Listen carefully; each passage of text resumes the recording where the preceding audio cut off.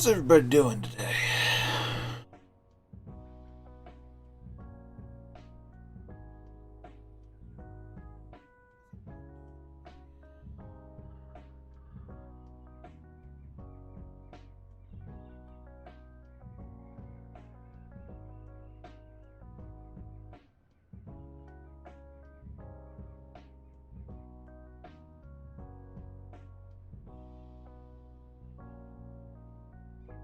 That's good, that's good.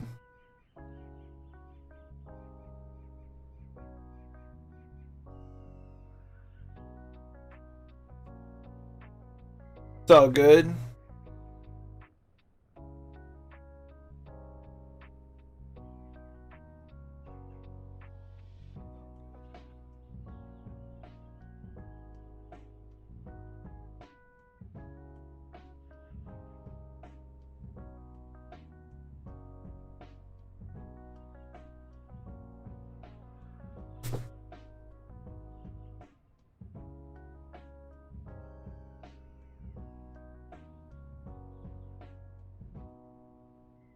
Beautiful day outside.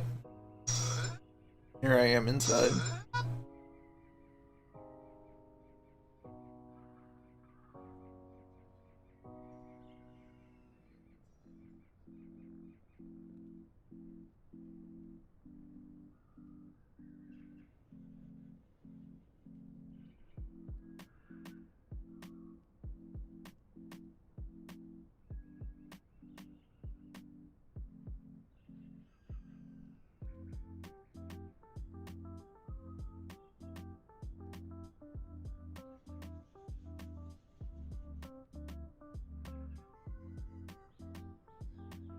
Well, we're almost to the weekend. We're a day closer. Oof. Yeah, basements are no fun. So what you need to do is set up some sort of flight sim room down there just to keep your sanity while you're at work.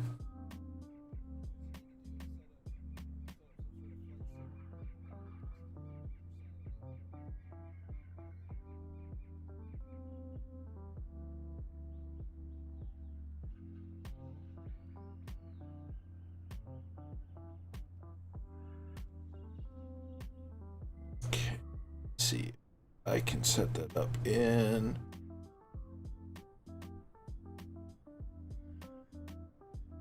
toolkit. So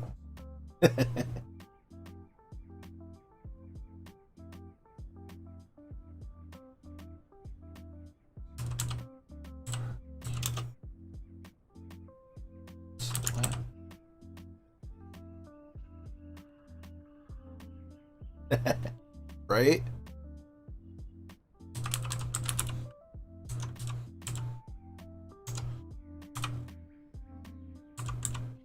Oops.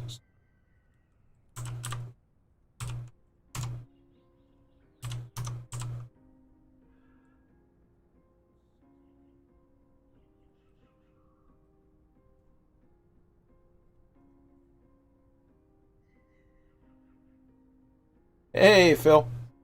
Yeah, I'm still on the ramp. Still parked at the airport, so you can just spawn on me and it should work out just fine. I have a loose plan, but it's going to be fairly unstructured just because it's all about the exploration tonight.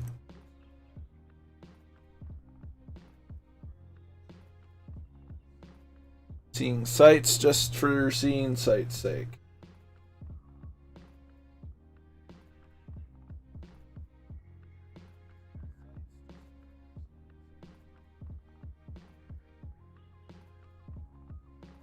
Sounded like Brian was interested in joining us, so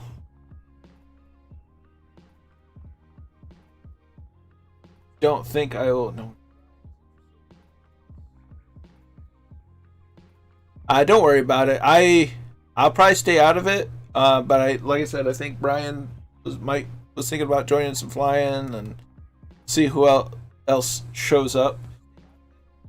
Maybe Murph will be there and kind of see how things go, because it's what, about 8 o'clock your guys' time.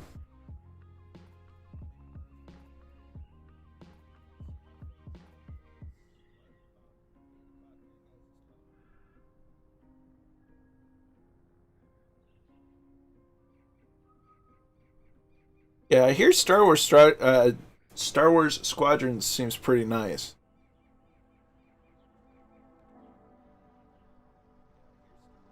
So I should be on the East US server.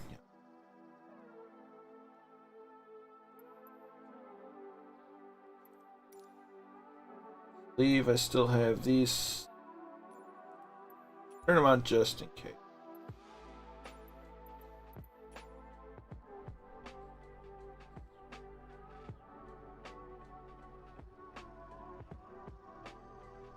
Yeah, it looks great. I'd like to pick it up at some point.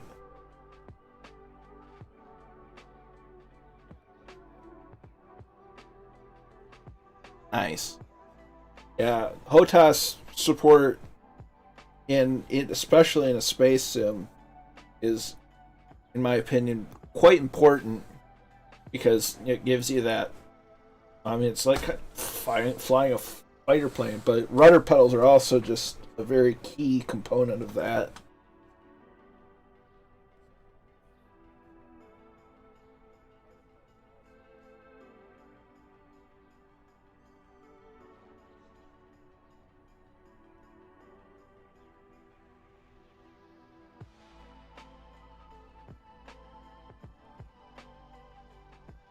So we'll go ahead and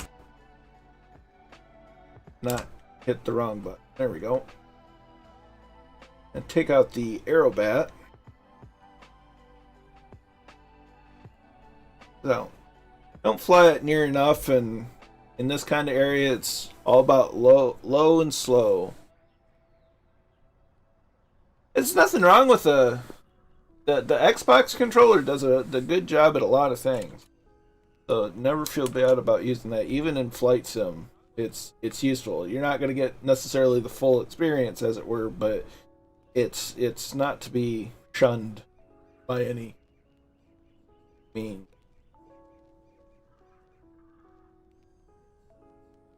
This worker isn't even paying attention. They're just trying to be all big bad, not even looking where they're going.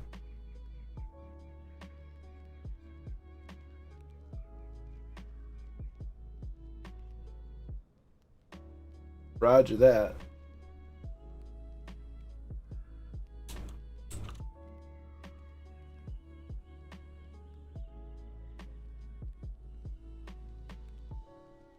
Hey Jim, how are you? I'm doing pretty good. How about yourself?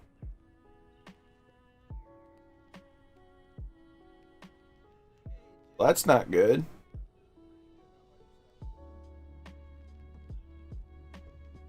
Yeah, controls free and clear.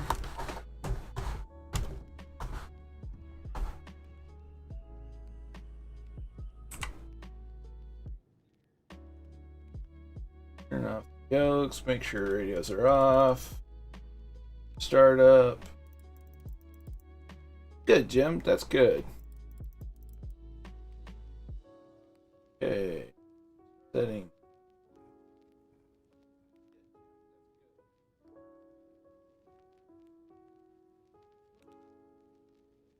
Parking brake set. Fuel cutoff. Open. Master on. Beacon rolling. Mixture forward. Throttle cracked. And clear prop.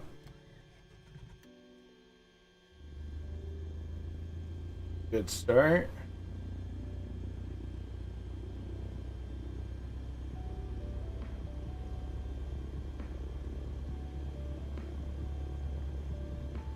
Ooh, checking for pressures, making sure things are in the green. Gonna make sure that we set the The altimeter set.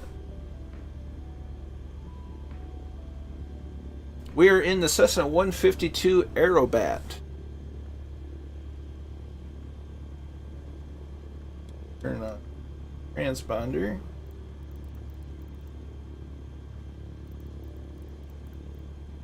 On the radios, turn on the ADF. On taxi lights, nav lights go on. Hey Brian, how you doing? Good to see you.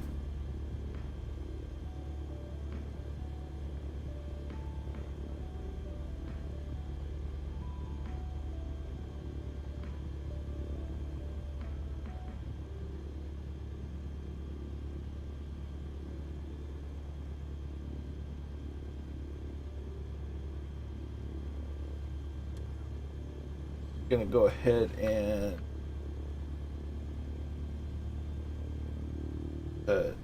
taxi steer.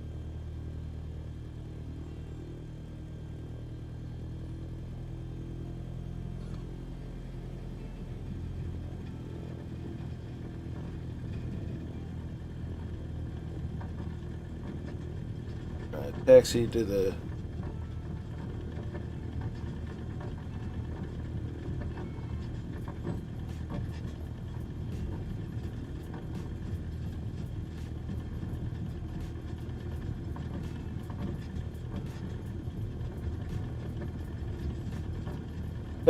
paved runway. Thanks for a nicer takeoff.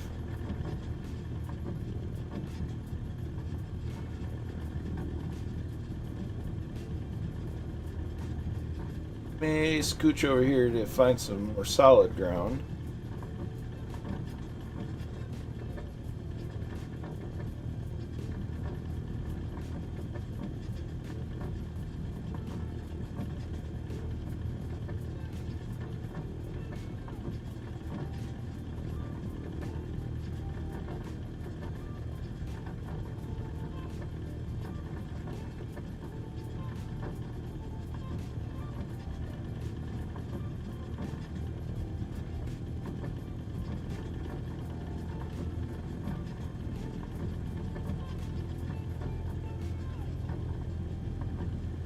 There's dispatch being noisy again.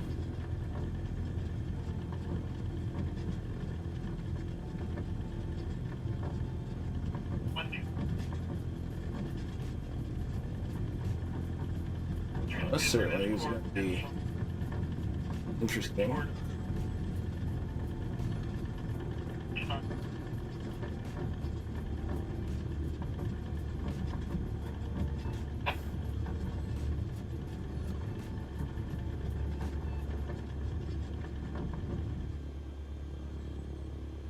And that's a dip. You don't want to hit that on landing, that's for sure. The A5's real nice. It's not fast by any... Oh, look at that end of the runway. Gosh. Alright, there's Phil. Alright. Take off. Let's double check what I've wrote. So we're going to take off and we're going to fly at 260 degrees roughly for about 56 nautical miles.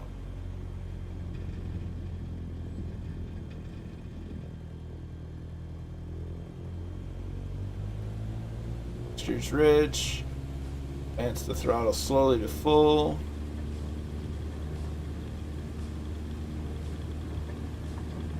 .40, 45, one notch of flaps, nice smooth takeoff. I'm on East US.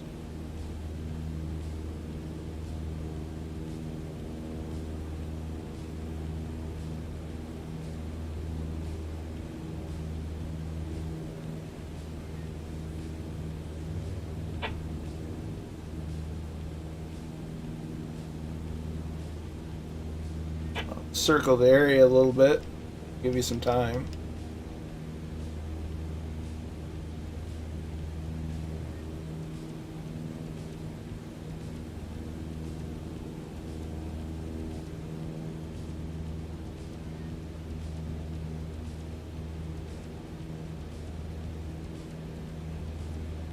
Oh, hey, Bow Tip.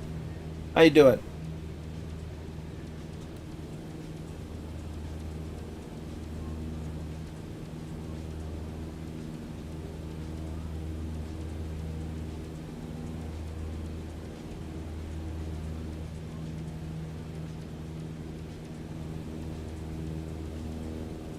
There we go. And turn strobe lights on, turn taxi lights off, turn landing lights on.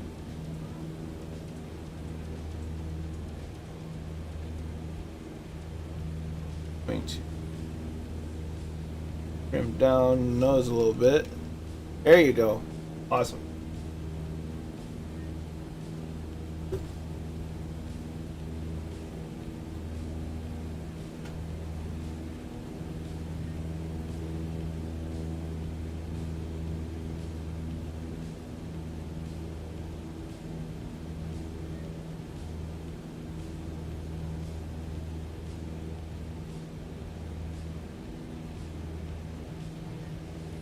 Hey, Papa Smurf, how you doing?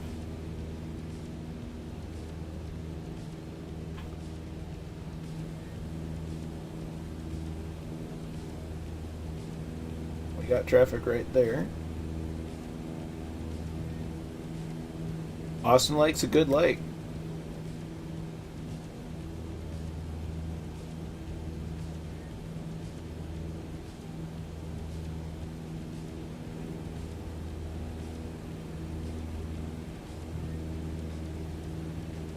Okay, we're gonna go ahead and turn to 260 degrees.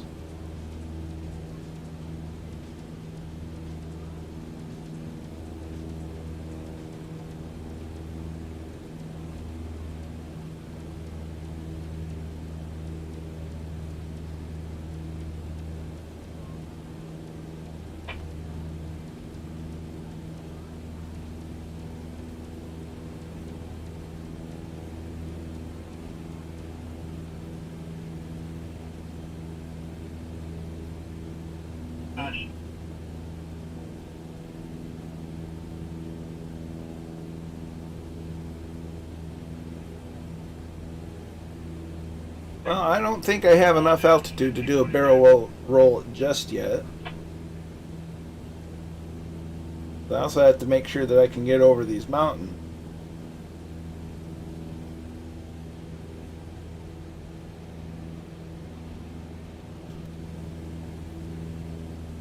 Plane wasn't quite designed to do barrel rolls like an aerobatic plane, although it is an aerobatic. Rolls are not its strong suit per se.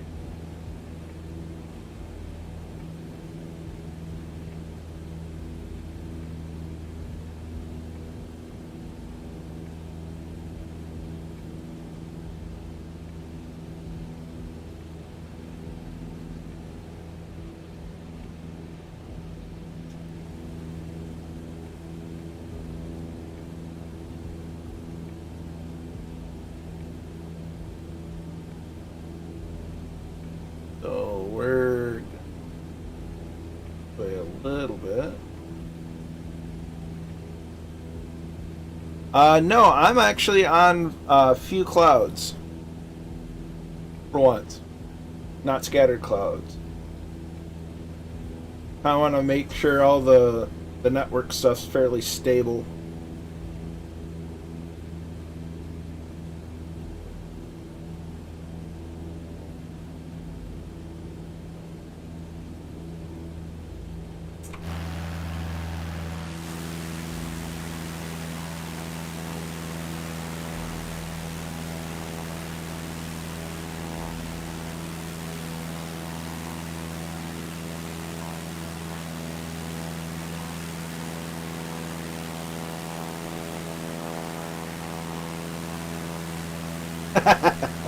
Hey, I gotta change it up every now and then, you know?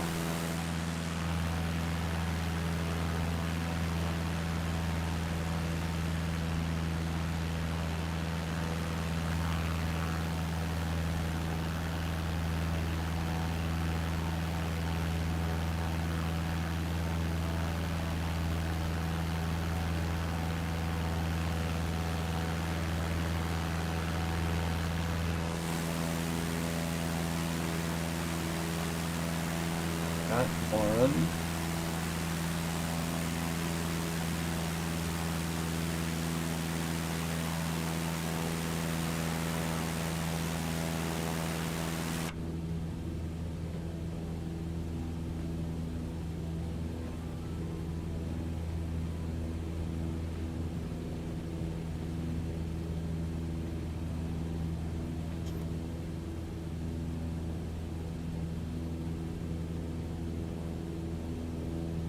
And dispatch is having a busy day today.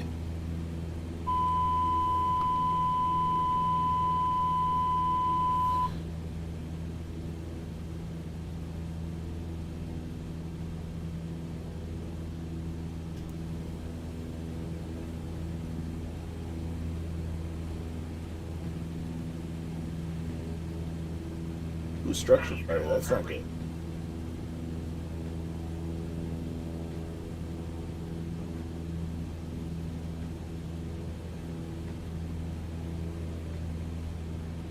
Pretty great scenery so far, if I do say so myself. Alright, I got both y'all right back there.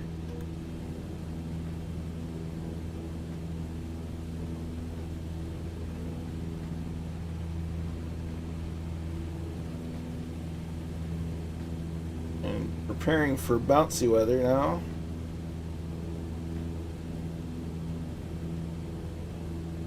So basically, I have a very loose flight plan drawn up, but it's definitely open for exploration, looking for little nooks and crannies to be able to land in and have just a little bit of old-fashioned exploration and a little bit of avoiding of any cartels that may or may not be down there in the trees, because you never know.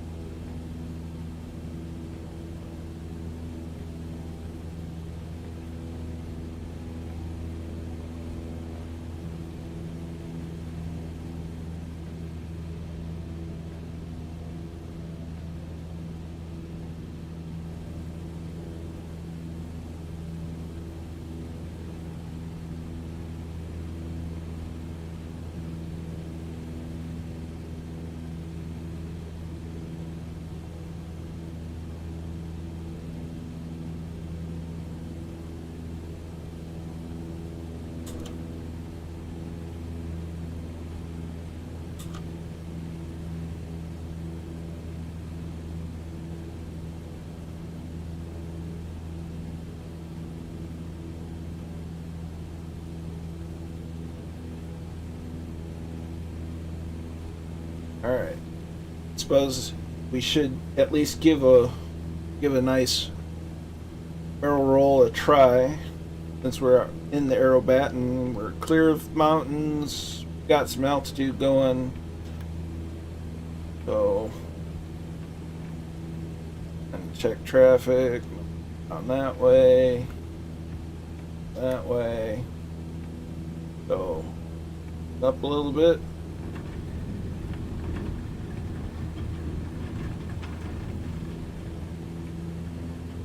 And up and over.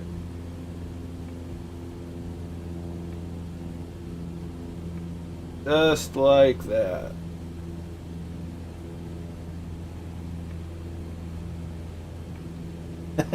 I bet.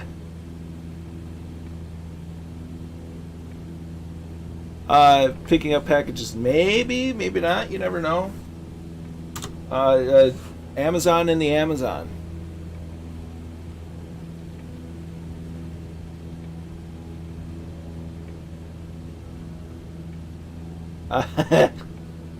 I think there's a certain limitation what the aerobat can do.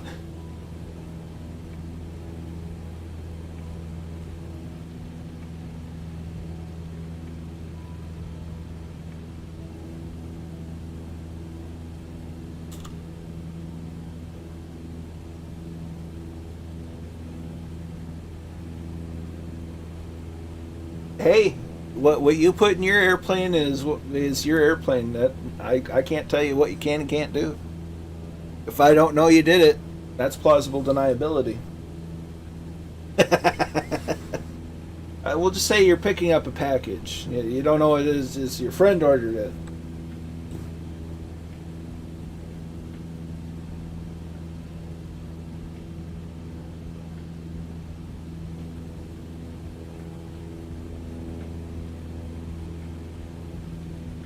Well, the extra was made to do that. Well, I kind of wish they'd put you in the rear seat for the extra, not the front seat.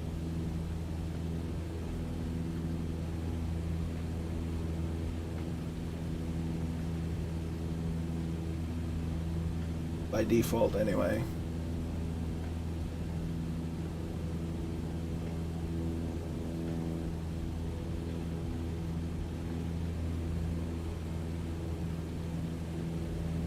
Yes, green tea. Green tea is produced in copious quantities down here in Bolivia, and we're picking up a shipment for the sick and for the needy. Yes, that is my story, and that is what I'm sticking to.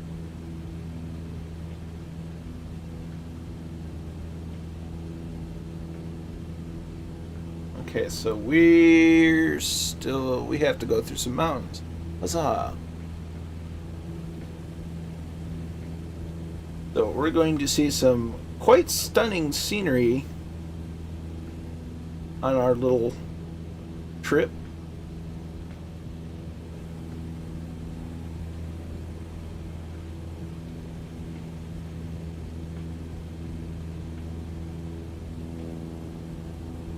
In fact, I dare say we're already seeing some as it is.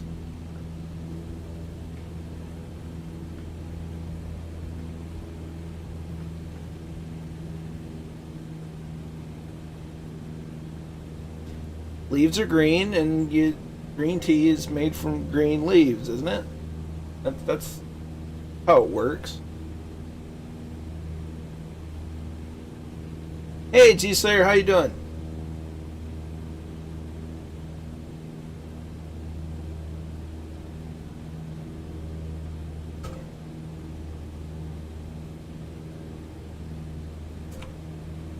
That's the wrong window.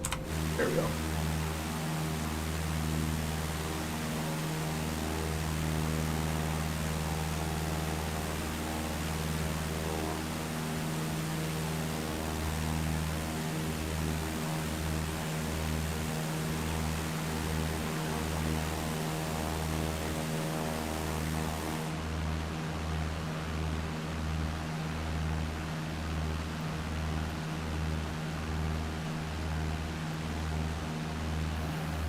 My game will probably freeze here in a second because I changed the weather.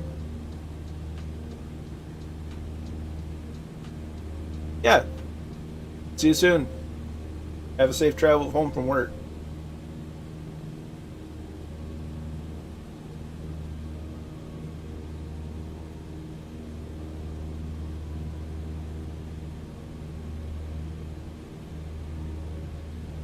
Oh, it's so much more interactive. It's using the Bing maps for all the ground imagery, and it's stunning, just absolutely stunning. It's like being able to dive inside of the internet maps and just explore it.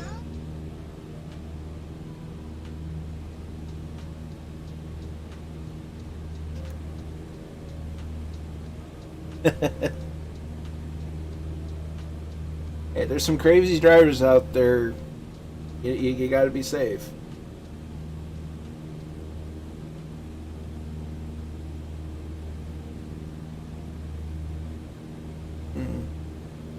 Just got a shipping notification. Huzzah!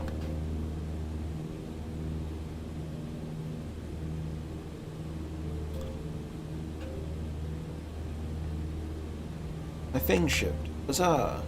Love it when I get a shipping notification.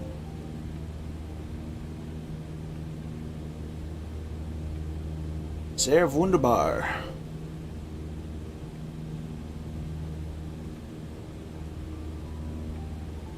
Uh-oh. Whatever. Fine. Turn this way a little bit.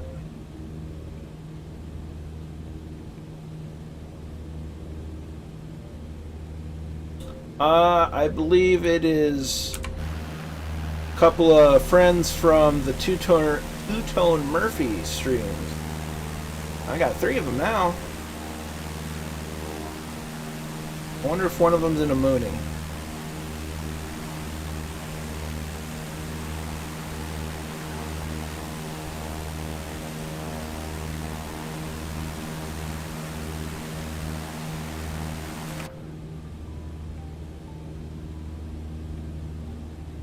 But yep, that's the traffic that I have behind me. A couple of friends from another stream.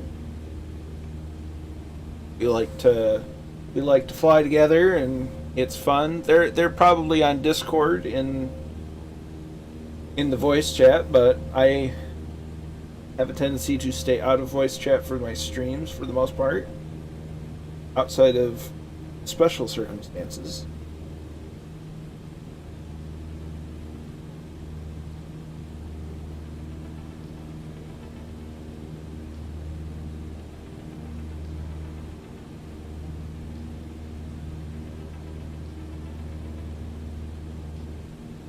Turn this way a little bit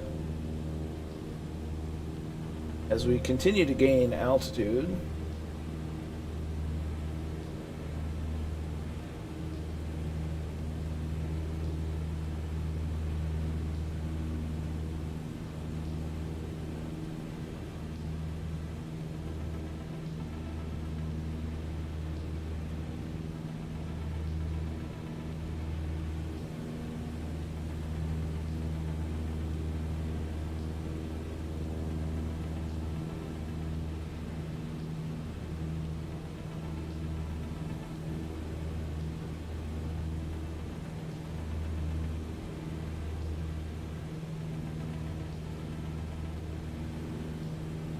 Now we're getting into the fun part of flying, the mountains.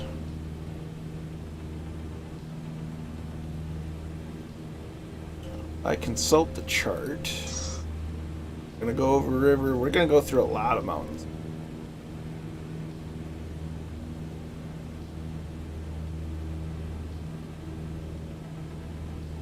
Let's see, field elevation 4649. So we're almost at pattern altitude. That's gonna be fun.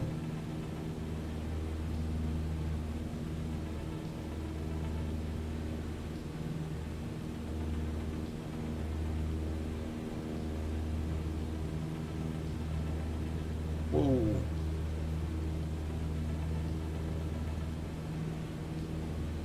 And we're really getting knocked around now.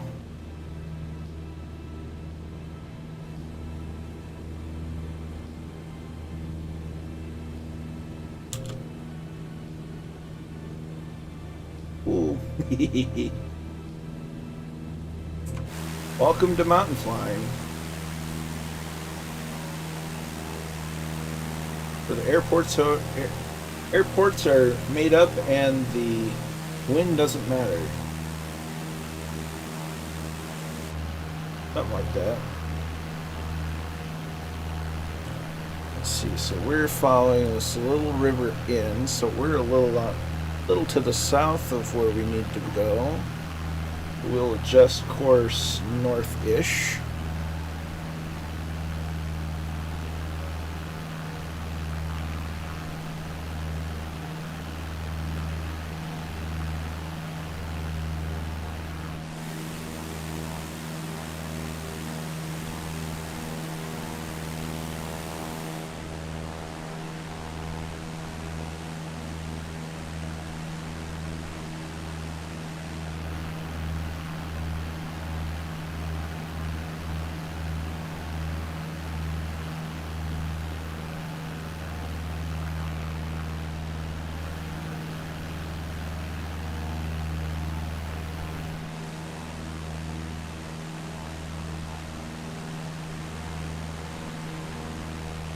That almost looked like a landing strip there.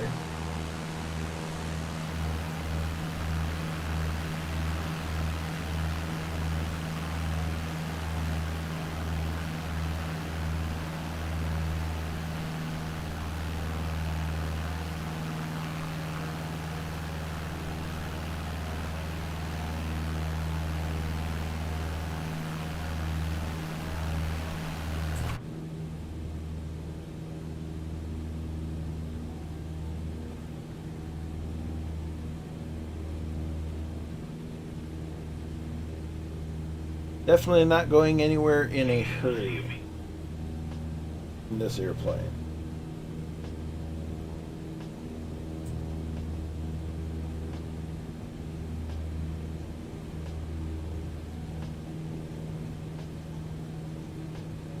That's part of the joys of it. It's not fast. But it's docile, it's forgiving, and it allows you to really take in the scenery.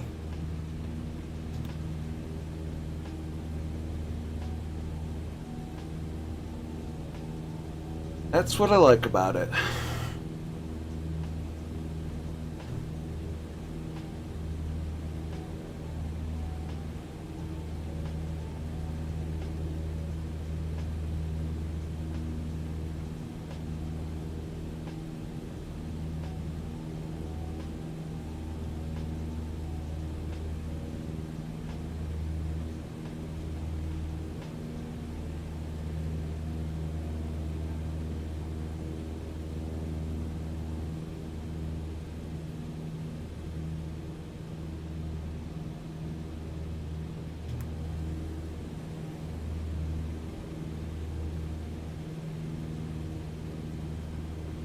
I don't know as I'd really want to go down in this particular area. There's not a lot out here.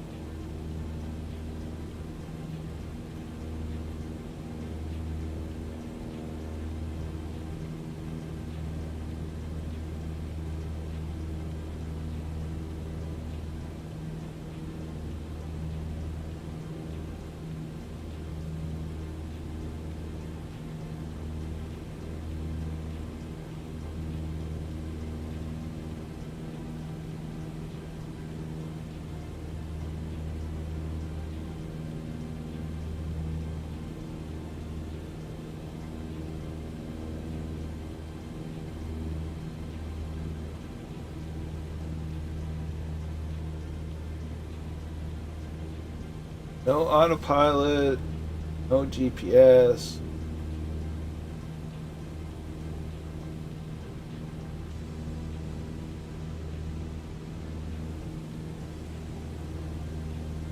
Just you and the airplane.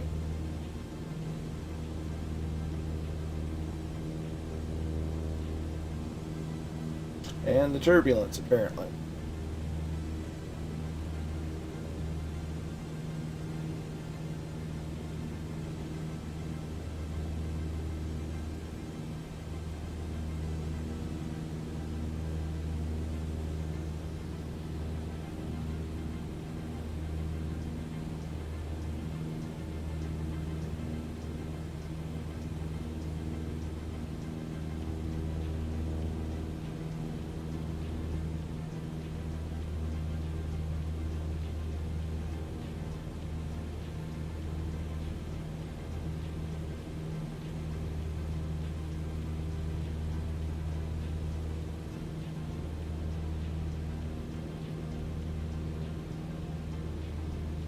Don't look like I've lost anybody yet.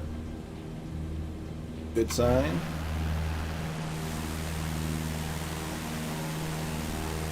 Got one set of lights.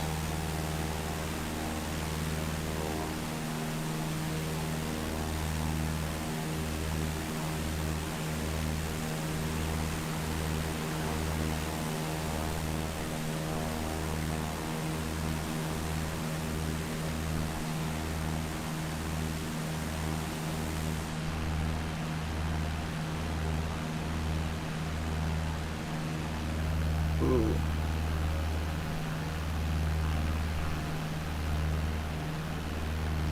Look at that. Isn't that something?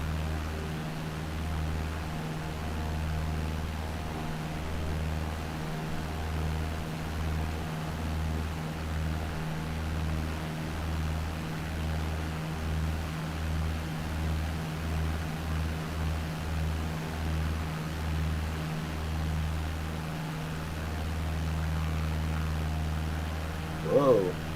Aha.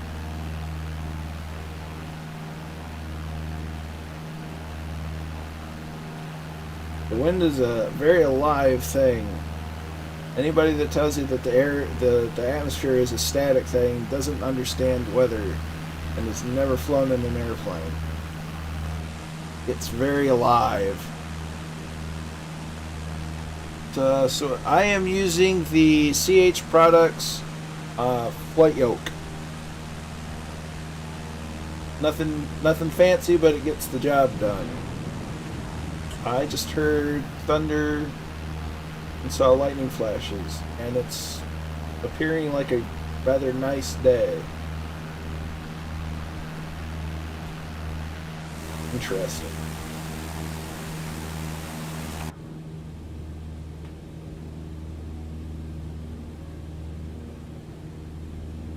Kind of looked at trying to either get into a honeycomb yoke or even the Sci-Tech Logitech yoke, but they're just, you can't find them. Nice. Yeah, it's a good job. The only thing I've done to it, because it has the pitch roll kind of sticks, or well, it used to, enough to where it was really annoying. I just took it apart and sanded down some of the rings at the back of the yoke, the back of the housing, and I sanded out, filed down the insides just enough to where it slides a lot smoother, and it works out real nice. I can actually get a really nice light touch to it, and it does what I want it to fairly nicely. It'd be the longest flight path. Longest flight path.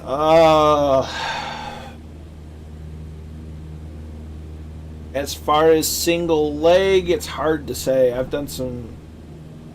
It's probably not. I think the longest still has to be single leg. Was when I flew from northeastern Wyoming to southwestern Wyoming. Basically, just bisecting the state diagonally. I think that's the longest single leg I've ever flown in flight sim. And I did it at night, mostly at night, so that was interesting. But I've done a trip where I went from northern, mid to southern Kentucky up to lower Michigan. That was a trip, but it had a few stops along the way.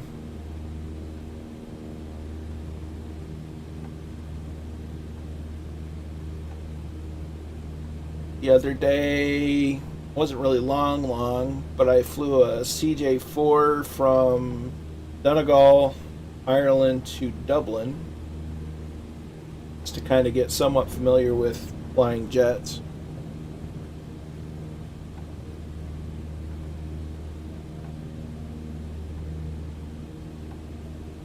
I'd really like to get. I like the looks of the the honeycomb. I've actually been looking at. I mean, I have dreams of one day getting something like the Yoko yoke, or Redbird yoke, but that stuff's really expensive. But it's kind of turns into a you cry once, you pay once and you cry once, or something along those lines. I forget what it was. Buy once, cry once, because they're built to take a beating. because the big thing that I'd really like to upgrade is because my yoke is fine, it does the job. I ordered a Logitech SideTech throttle quadrant. I ordered a switch panel that has like the mags, the gear, the light switches, the master switches. I found a deal on those. But I'd really like to upgrade my rudder pedals because I have the Thrustmaster T pedals or T rudder pedals, and they work. But and last night I spent probably a couple hours disassembling my rudder pedals because I can't use the right toe brake properly unless the right pedal is all the way forward, and that kind of defeats the purpose to a certain degree. So I was trying to look for a problem there, couldn't find it. But I've been looking at, I guess they're fairly new by some VR Insight or something. They're basically a company that makes heavy duty yokes, and they have a new rudder pedal. They're fairly new on the market. I think they're South Korean. But they kind of look like something that you'd find from Virtual Fly, where it's really expensive, but you're getting what you're paying for, kind of thing. And I think I found their rudder pedals are like just shy of $400 American.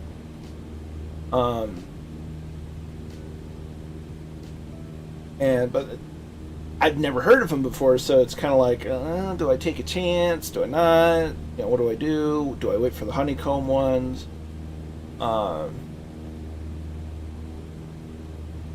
With when you're trying to look at something, that costs that much money, you want to make sure that it's going to be good and not someone, being weird or try to scam you or something. If I'm going to pay that, if I were to pay that kind of money for something, I want it to be worth the investment. Redbird has an offering of rudder pedals that look nice, but they cost $600 American, which that's just outrageous. But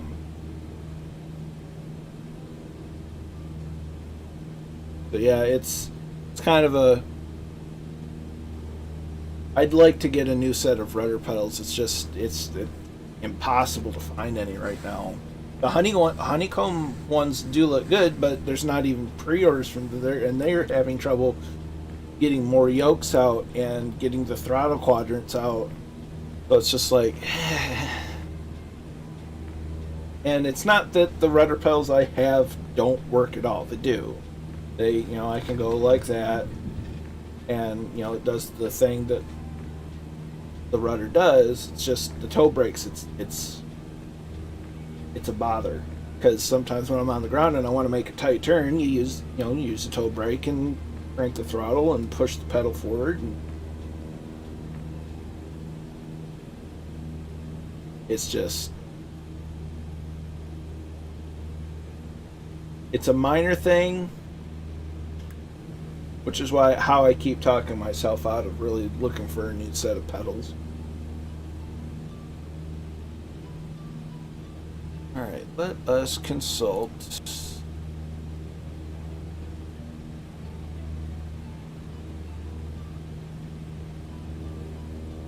Are looking for an airport-ish.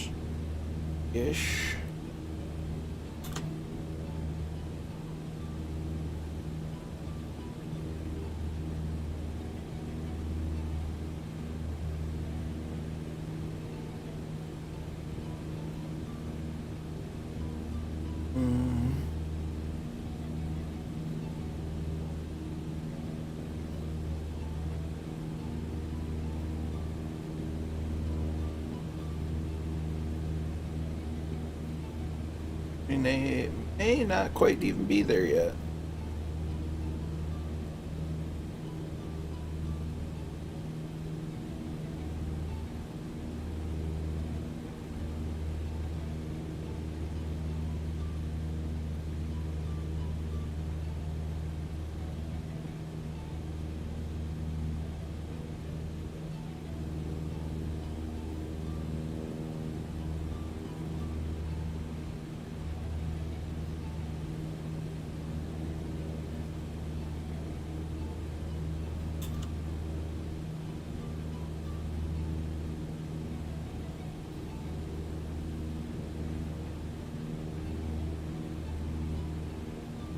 Yeah, I'm starting to feel we're going to have to go through those mountains. I'm not necessarily looking forward to that.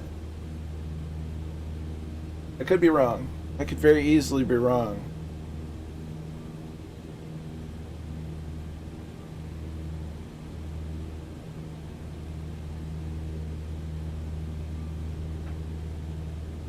Although it may be right further up.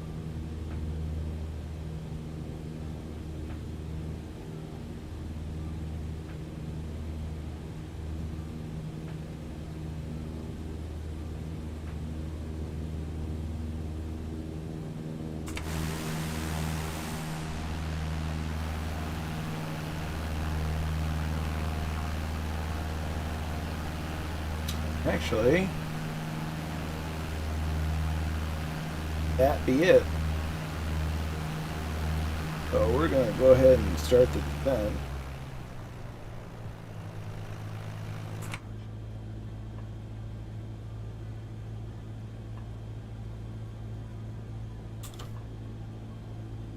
Right there.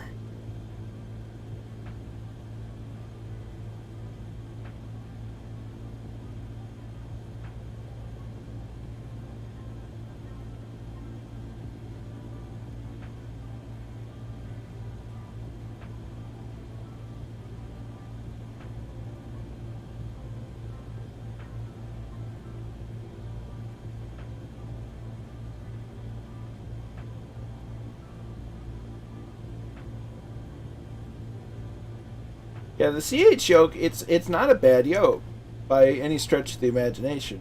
It's, you know, by no stretch of the imagination, the best thing on the planet. But to say that it's bad by any means, just unfair.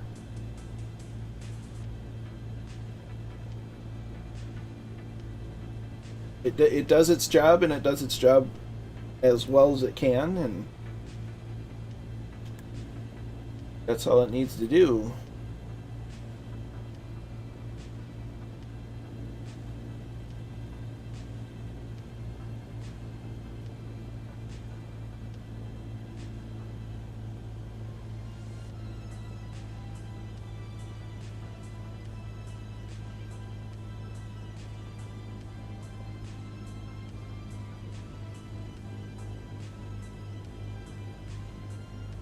So I love the identifier for this one. It's just Sierra Lima Alpha Papa, or SLAP, which just gives me a giggle.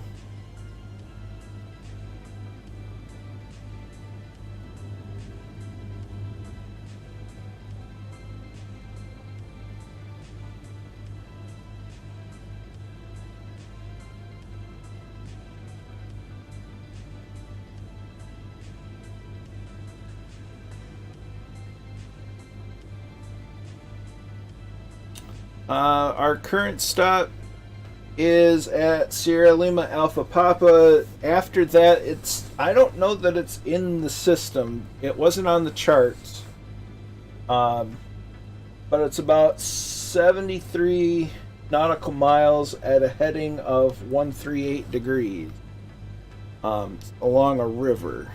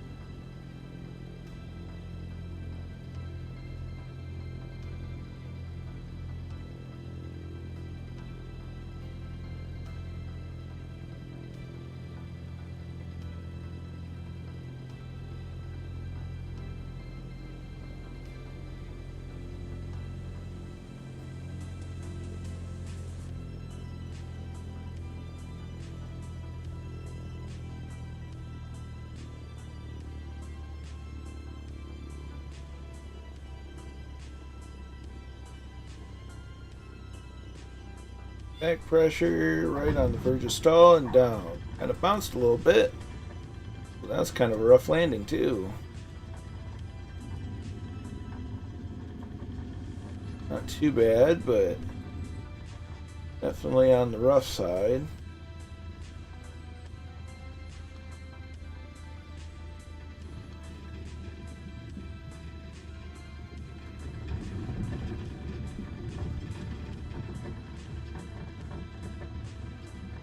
Nicely done, nicely done.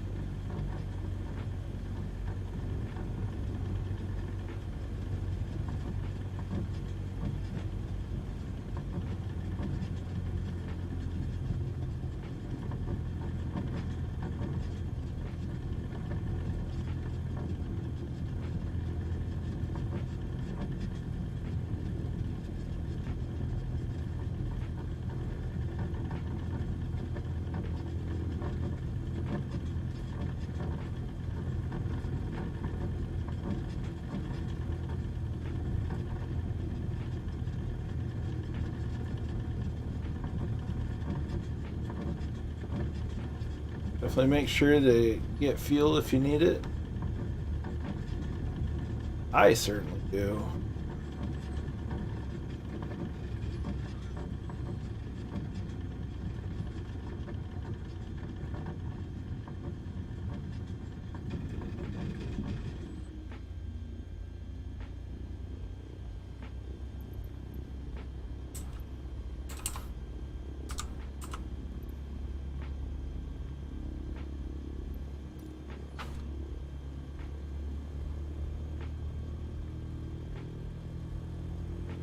For everybody to gather up.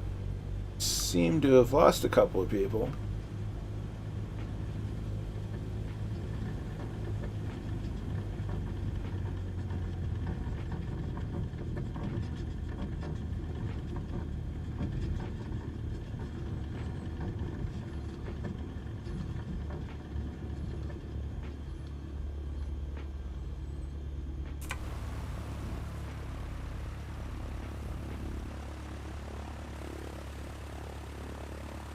While we're waiting, we're gonna risk it. We're gonna risk it.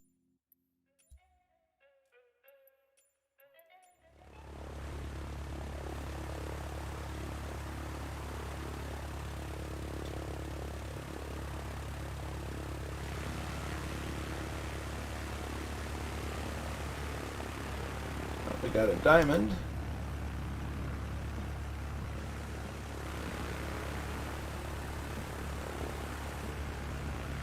There's another 152. I think that's the DA-20.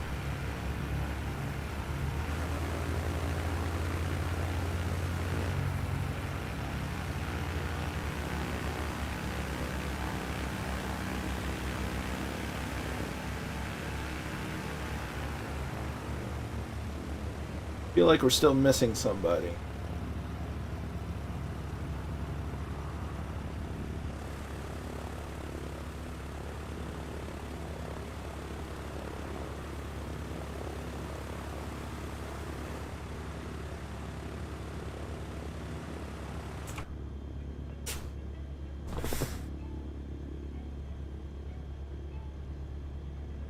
It's like a teardrop with wings.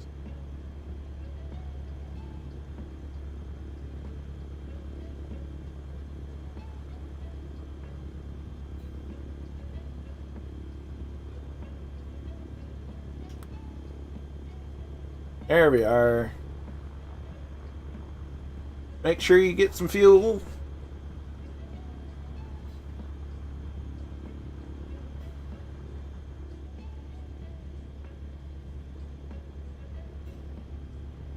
Two, three.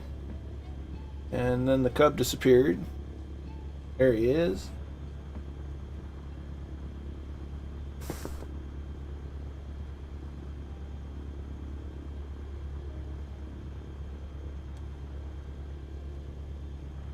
In and out, in and out. Okay. All right.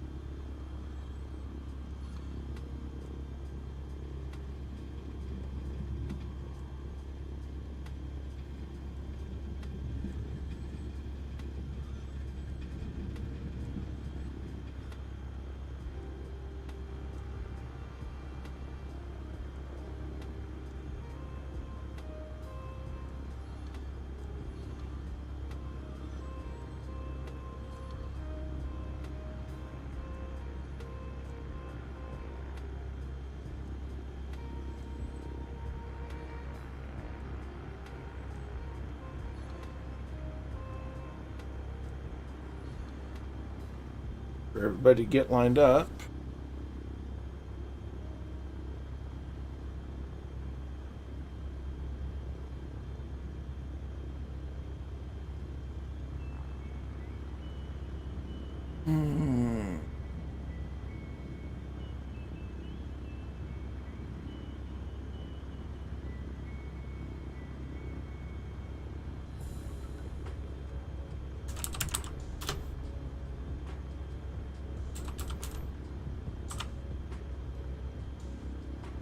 It's got to be a bug. It's because it's weird. It shouldn't be there, especially when there's no clouds.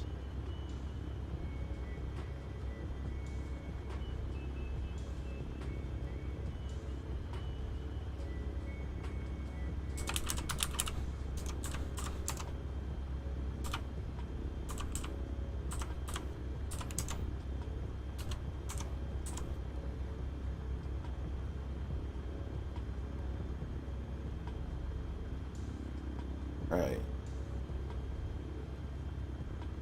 Uh, Ryan, what are you guys, or what are you in?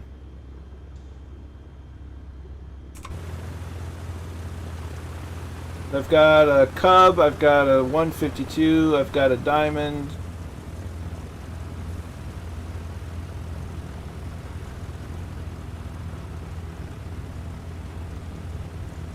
Waiting.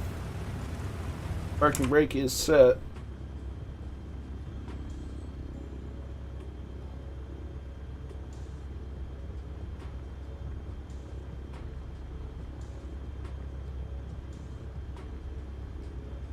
Okay, Phil's in the 152. Got the X Cub.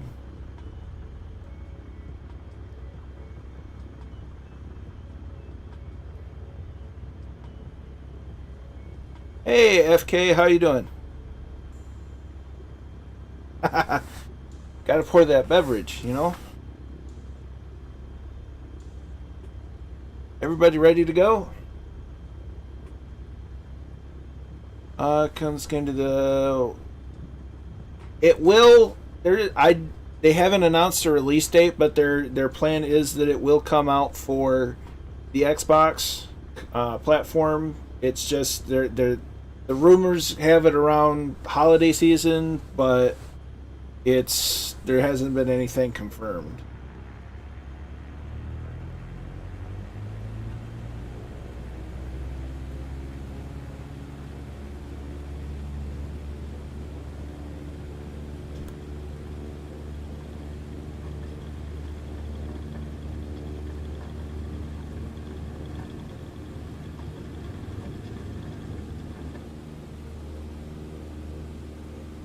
Okay, we're going to fly a heading of 138 degrees. for 75 nautical miles.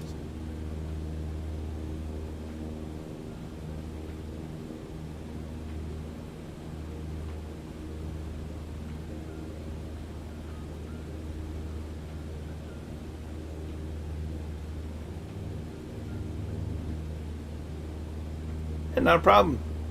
Not a problem, FK. Yeah, I'm interested to see what they do with the Xbox version. They've been saying that a lot of the optimizations that they've been doing for the Xbox console has actually been benefiting the PC version, which is good to hear, for sure.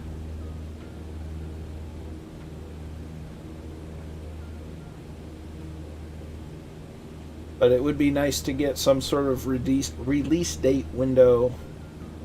There has been some rumor that it's November 10th, but again, nothing's been confirmed. And I think part of that has to do with some of the optimizations and bug fixing that they've been doing for the PC version and making sure it doesn't happen on the console version.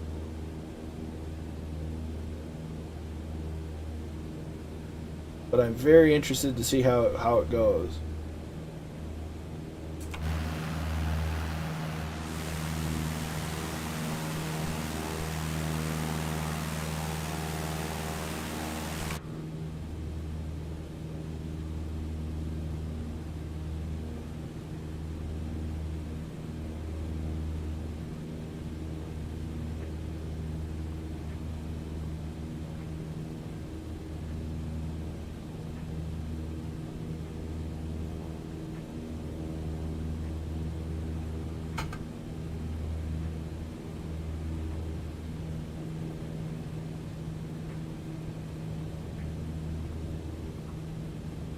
Okay, so we're gonna go over here.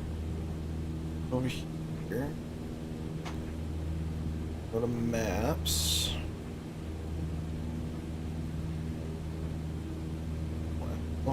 Down to Bolivia.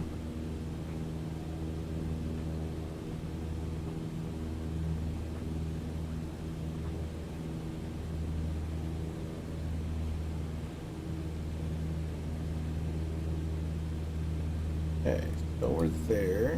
What?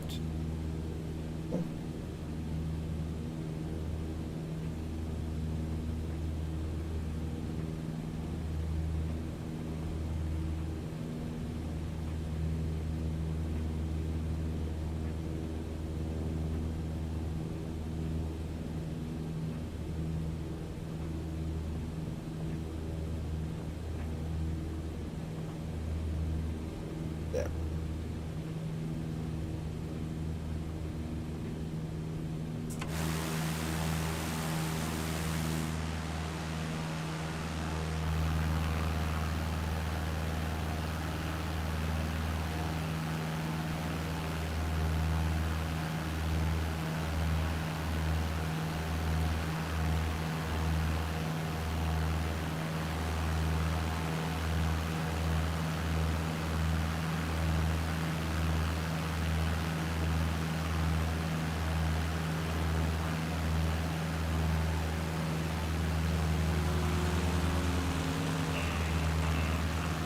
Oh, I'm getting noises in the ear. Hey, thanks for the follow there, Mr. Hard. Much appreciated.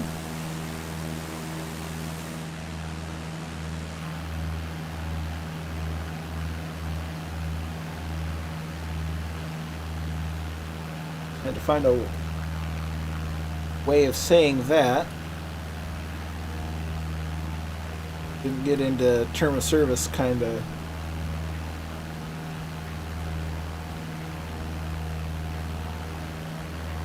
We just keep following the mountain.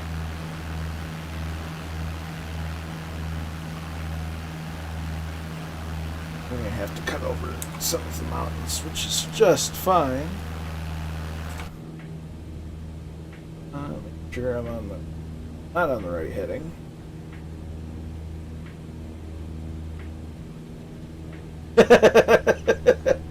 You and me both, Jim. You and me both. I saw it and I'm just like, huh, how am I going to do this? Gotta navigate around this one a little bit. I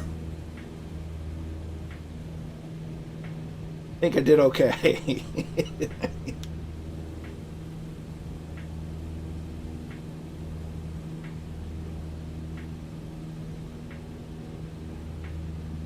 I kind of picked Bolivia just because I think it's kind of the base for, or the inspiration, nature-wise, or geographically, the geographic inspiration for the game Ghost Recon Wildland. That's been of the modern shooter games that have been out there. That's been one of my favorite. I had never played a Ghost Recon before, and haven't since, but I really enjoyed Wildlands quite a bit. And played it in ages, but really enjoyed it. So I thought, hey, it's flight sim. I like the look of the country and or the representation of Wildlands. So I thought I'd fly to the real thing in flight sim, because that's how we do.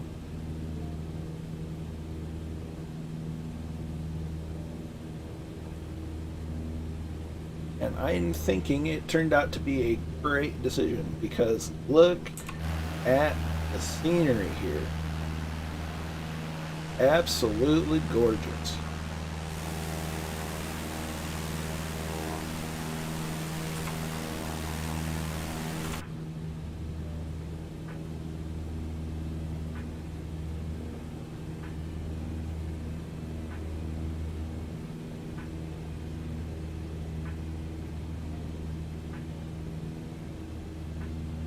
Absolutely stunning.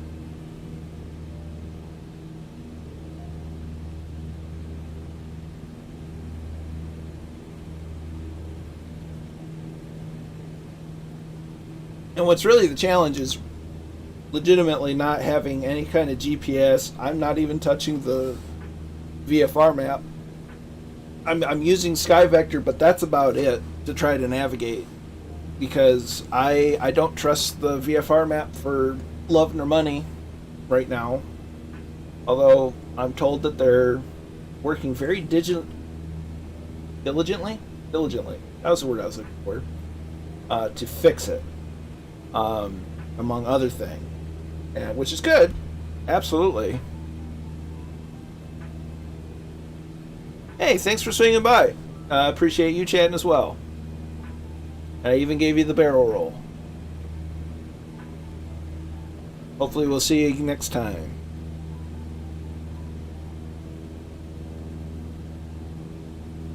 So I'm looking forward to the whenever it is the next update. I'm not even going to try to pretend to know when they're going to try to put out the next update.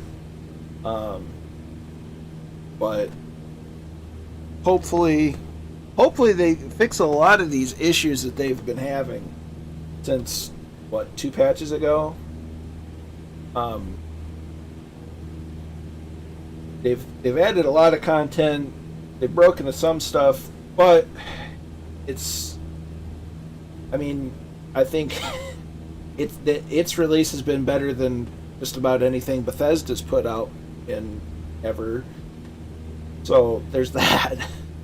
Anybody that's played a Bethesda game either loves it for the bugs or at least acknowledges that you need bugs. So I think using the Bethesda benchmark for software release and bugs and issues and stuff, I think Flight Sim did pretty darn good. And they're working hard to fix it, and that's where I give credit where credit is due, and they are working on fixing things. And I will never fault anybody for trying to fix it. If they release a product and it's broken and they don't do anything about it, then in my opinion they've lost all credibility. But they're diligently working to fix it, so I have a lot of respect for that, and it brings some confidence. It's just, it doesn't mean it's not any less frustrating to have the bugs. But the fact of the matter is, they're working on it. So I will give them credit where credit is due.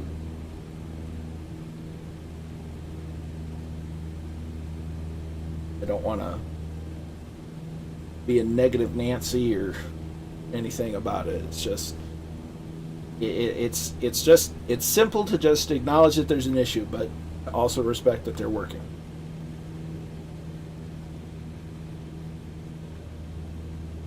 And look, this is just nuts.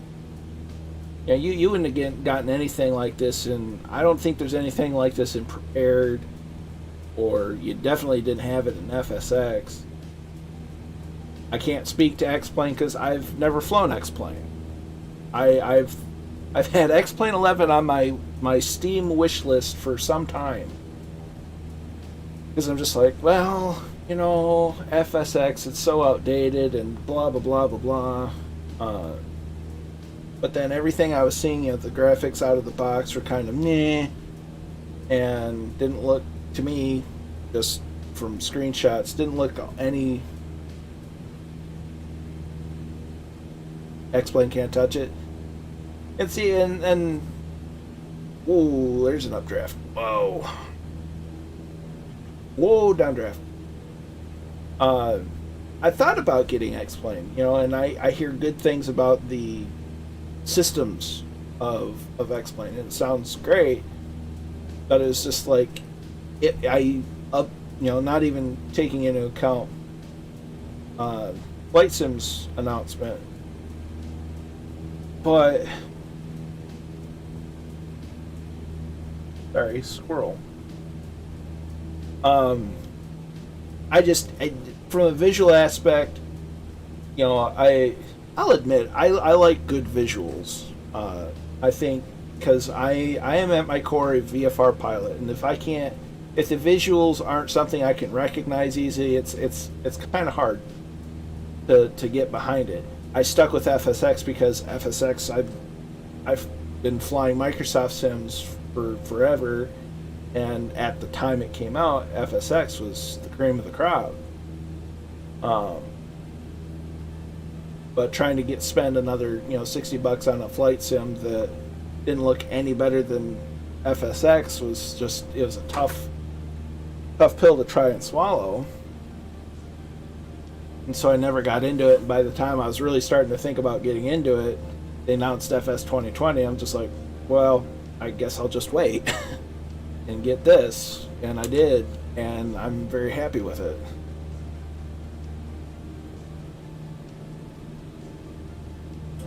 Not near sure.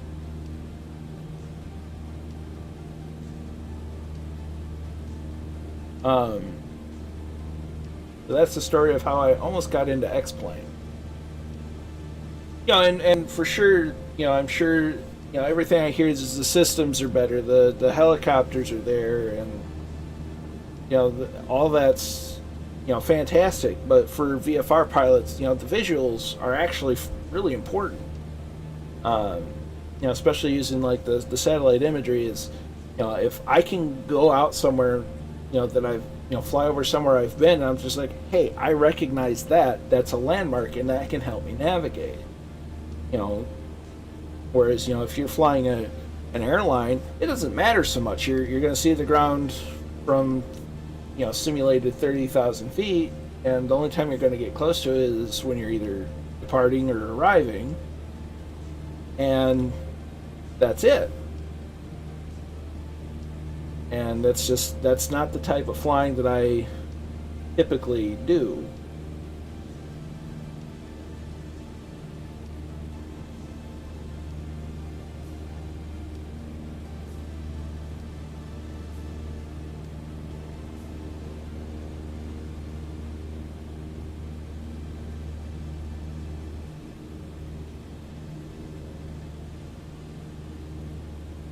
I mean, we'll see. I can only imagine, what this sim's going to provide for people.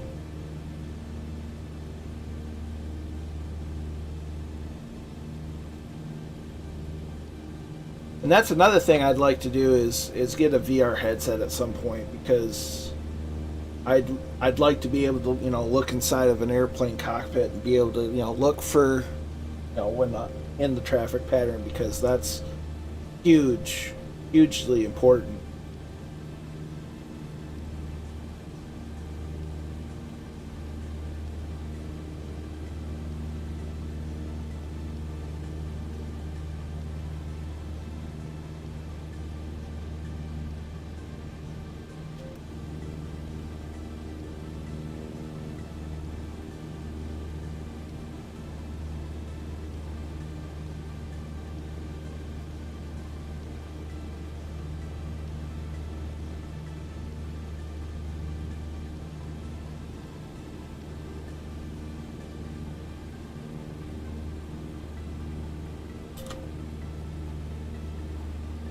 Okay, so we're looking for this river.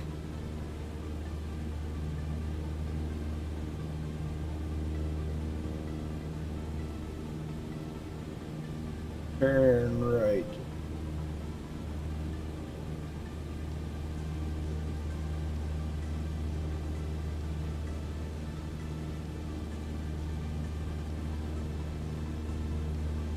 Oh, I can only imagine. I've seen some people do it on streams and such, and it looks amazing. It's just, the cost of the headset, and then if it's supported or not, and that's always the big question.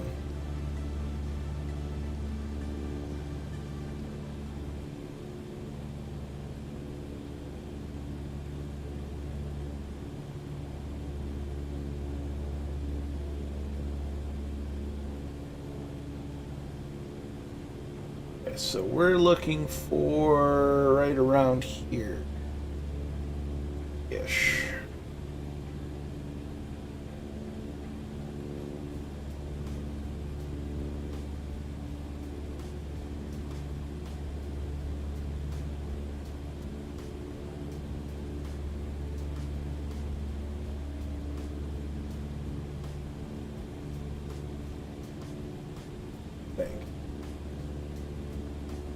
Judging by the charts, we should be somewhere in this area over here.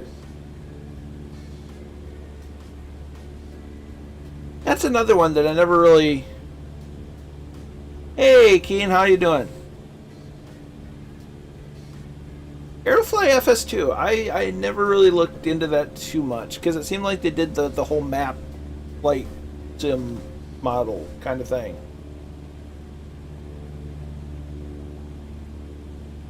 How you doing, Keen?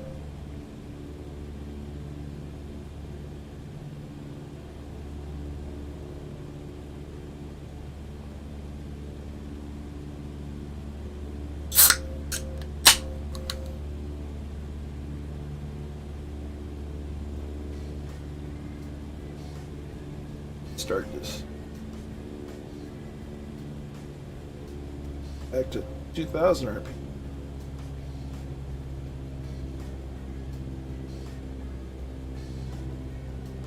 How many days until Pancake Tuesday? That's the real number that we need.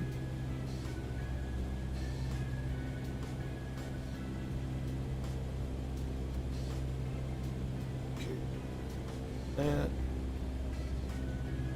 All right. So.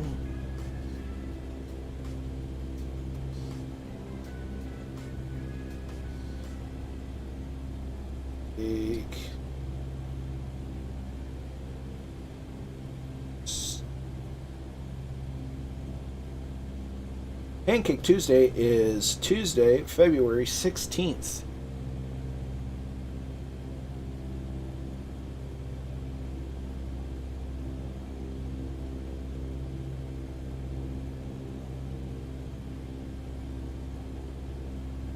How many days until Pancake Tuesday?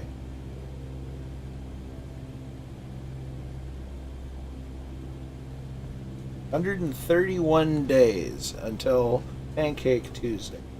How about that? Isn't technology amazing?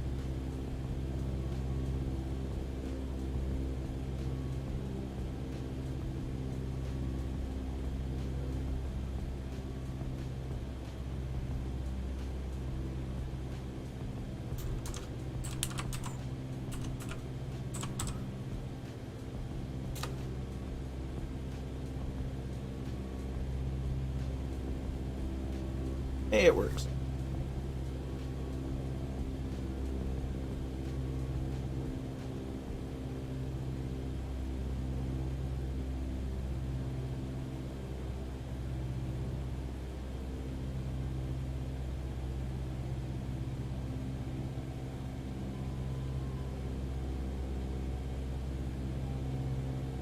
Now this next airport could very well not be represented at all. It was not on an aeronautical chart, but I found it the Bing Maps. Hey, Dougal, how you doing?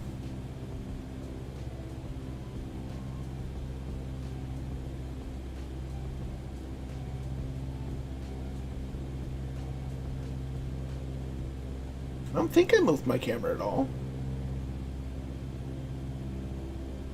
It's a lot brighter outside than it was last time, but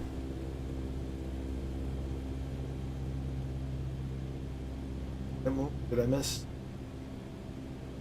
Hope I didn't lose my friends.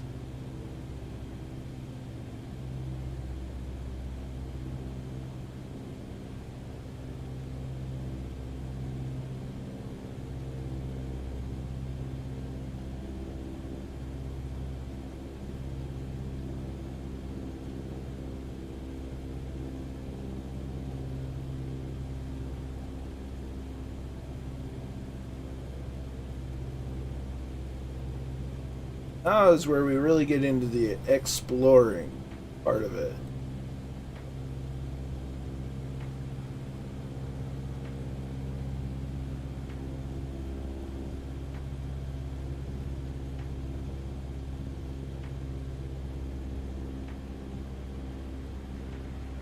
I hear engines, so I didn't lose them.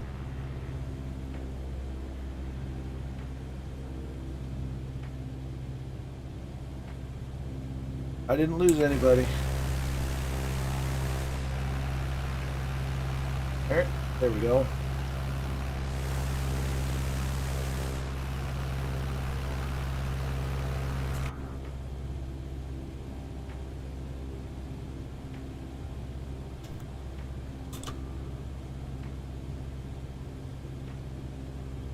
So that curves off to there.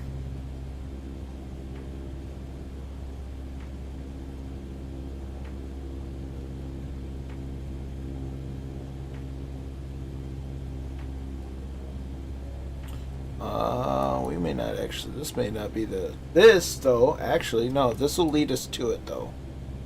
So this is where we want.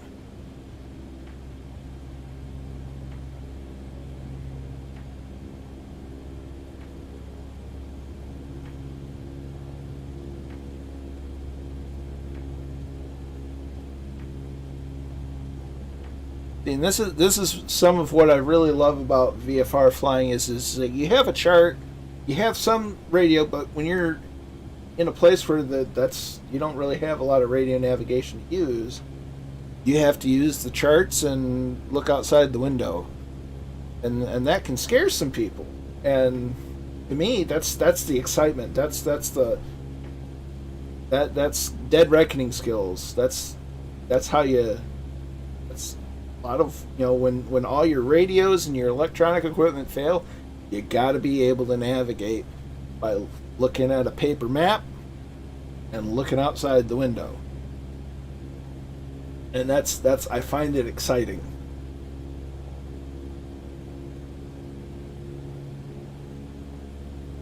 So I am very excited that I've discovered where we're at.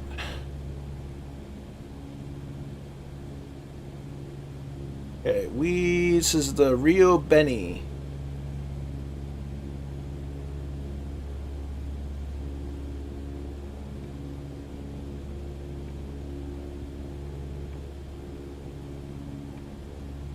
Rio Beni. And we want to take it straight.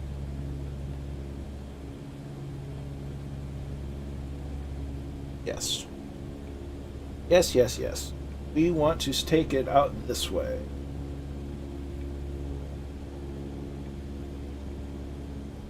I probably butchered the name, but it's a service I provide. I don't even charge for it.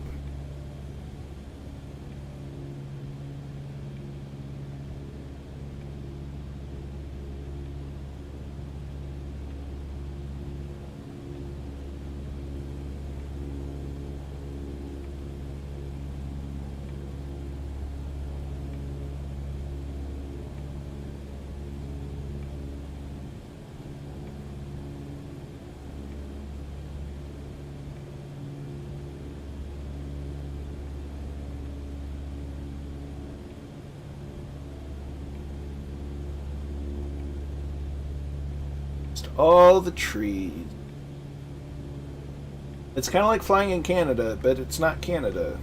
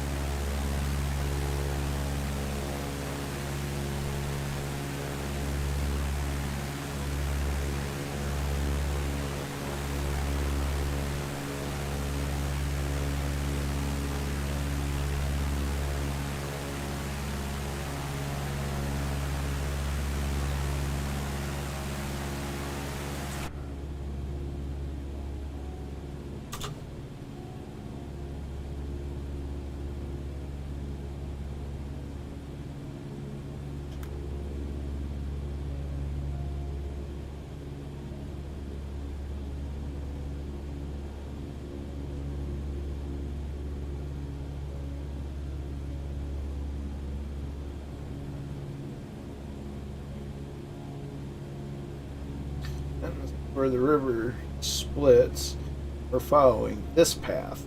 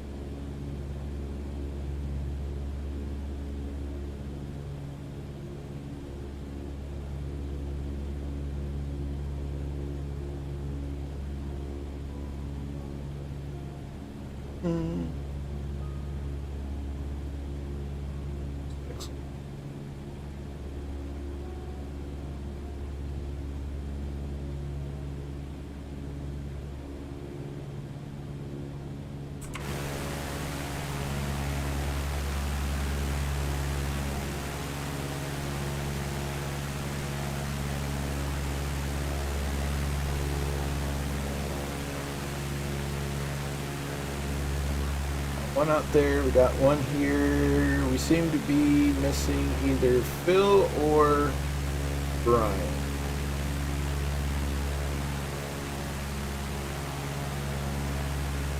Or I'm just not seeing them. It's highly plausible.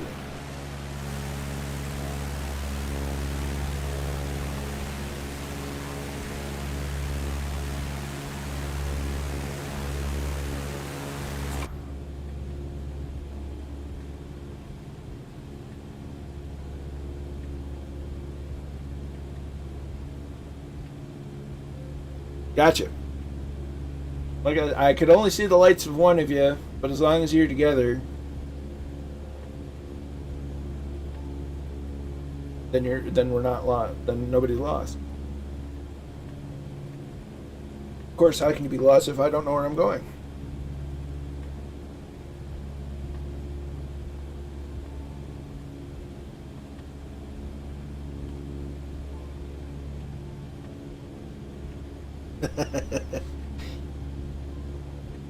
You're either far behind. You're either behind or you're ahead.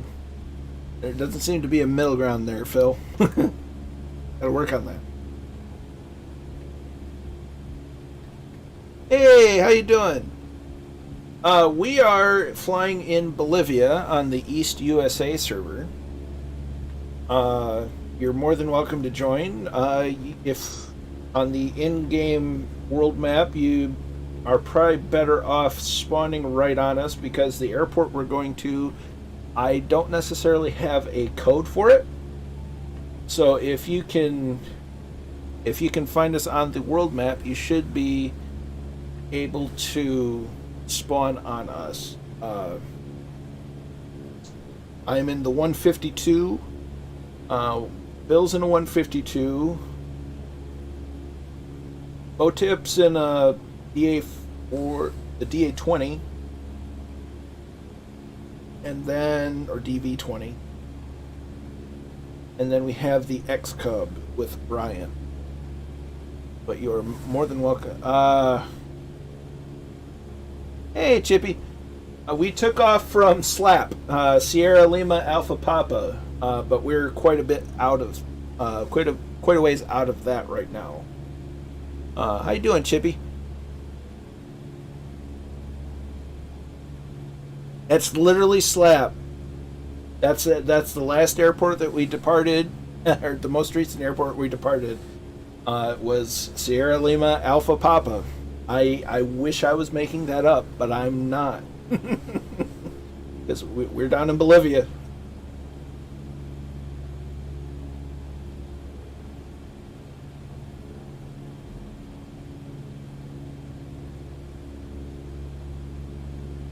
Yeah, I've been laughing at it.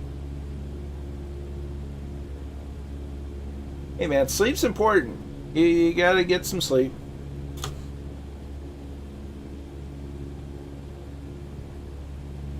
We flew. The place that we're going to is on a course of 138 degrees for 75 nautical miles.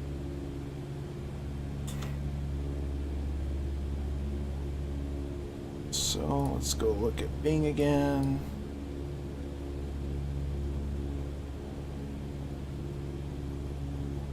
Okay. Oops. So we're on the right direction.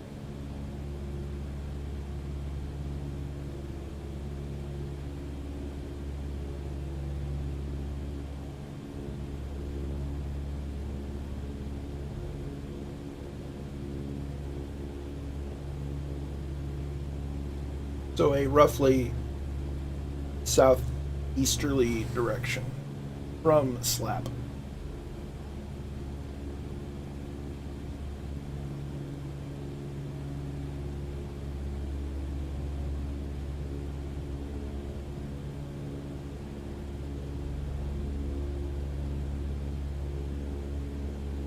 It's roughly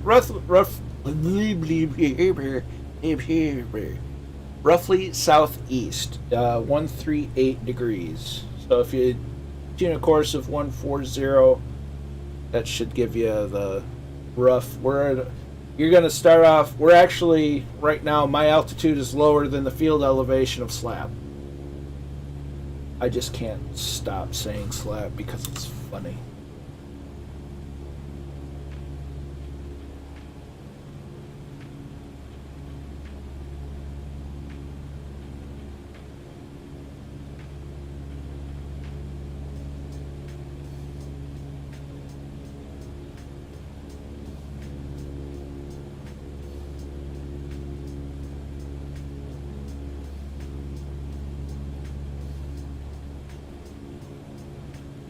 No, it was a great flight.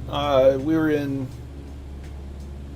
the South Carolina, northern Georgia, southern North Carolina area. It was real pretty there, in the Appalachian Mountains. And then we did a bunch of us did an extra leg or two. It was good fun. Great crack, as it were.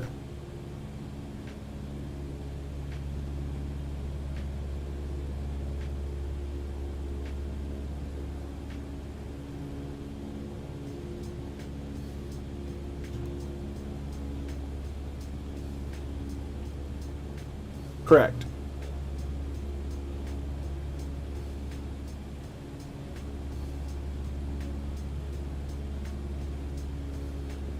East USA.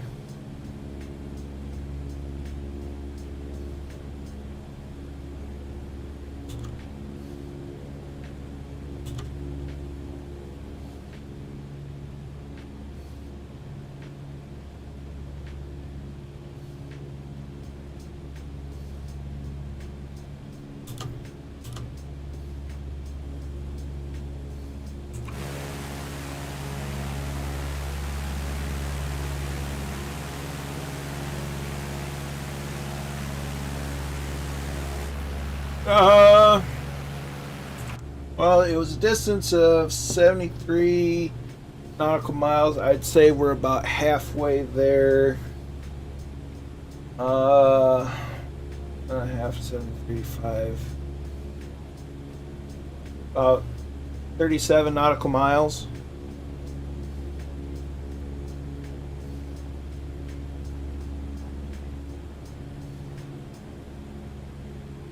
Actually, it may be closer than that.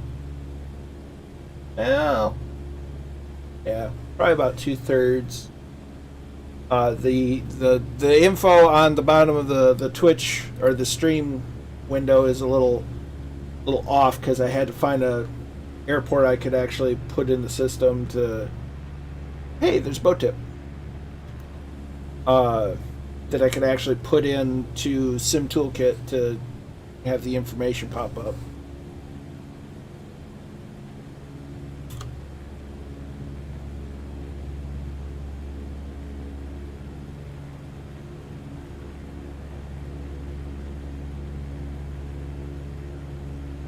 That's fair enough.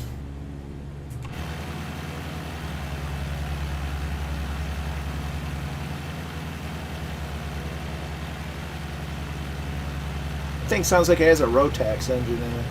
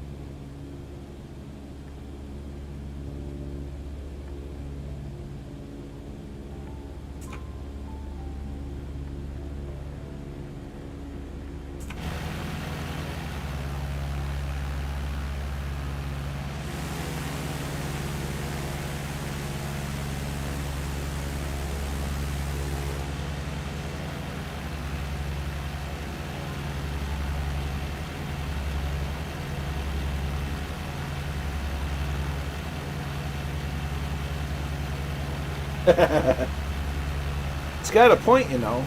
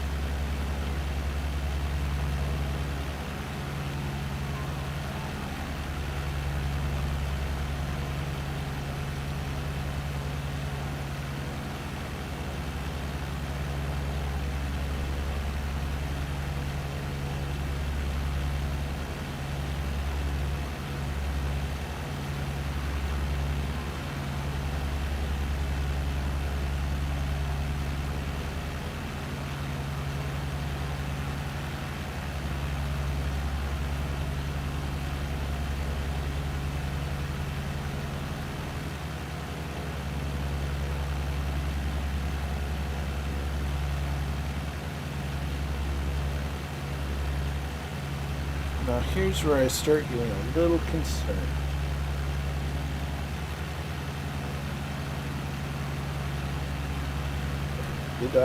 Did we overfly it? Are we on the right, following the right river?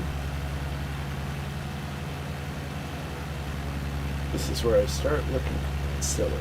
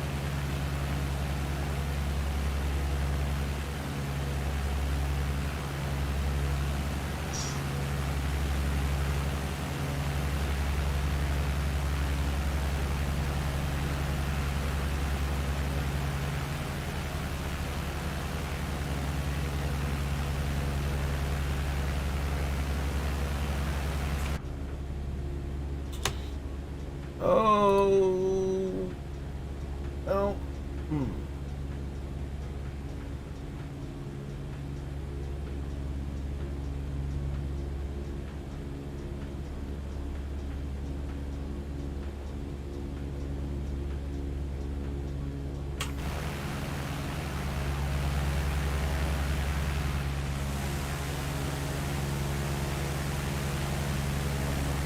I'm starting to get the feeling that we may have overflown it.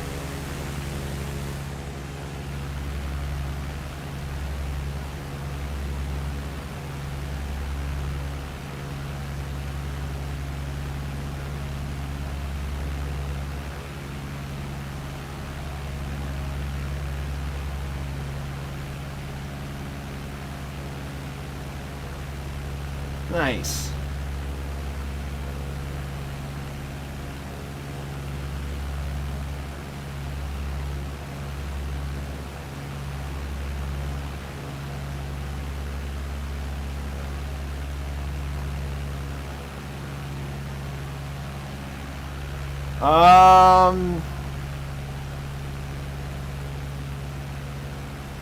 Well, the city is Santa Ana de Mozentes.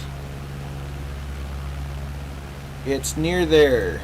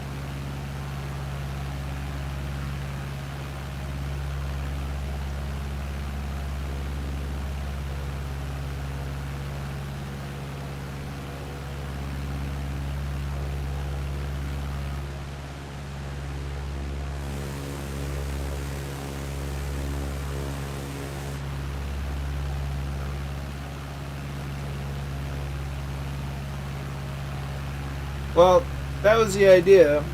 The problem is this doesn't exactly have, GPS, so I can't exactly look up,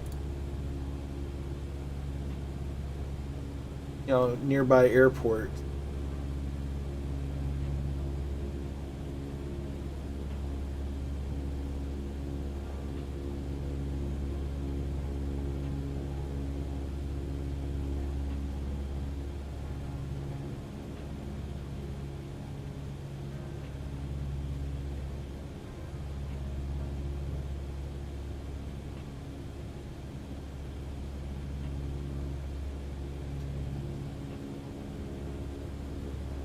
Just feeling like I might have gone, well,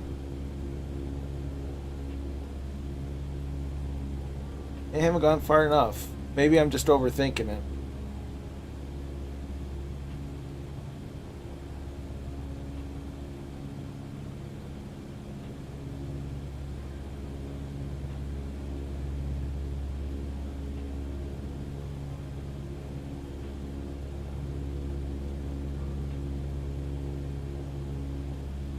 Yeah.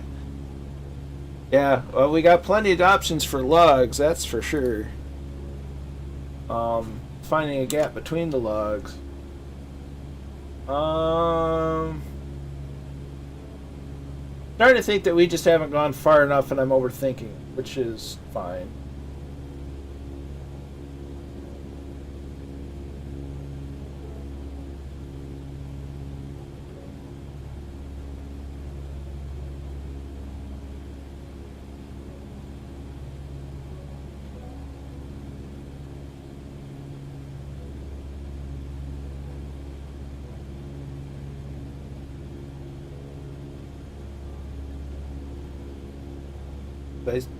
I used the next waypoint for the bearing to get to the last airport.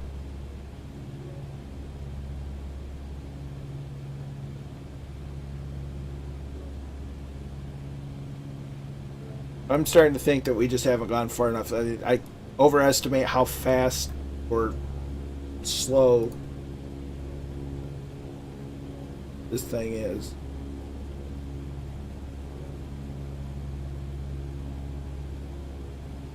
So it's entirely plausible that we just haven't gone far enough.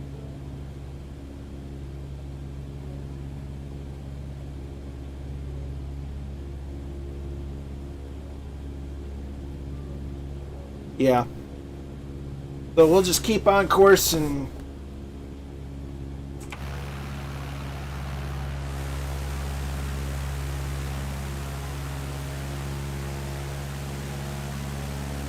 yeah. So we'll keep on course.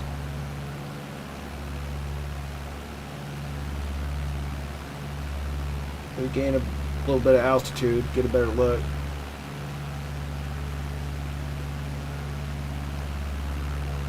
I'm not touching the VFR map. I don't touch it. I don't mess with it. I'm not. So, thing is, we haven't run into, according to the Bing maps, haven't run into the, because we still got river. It still winds its way, and it runs right into a populated area.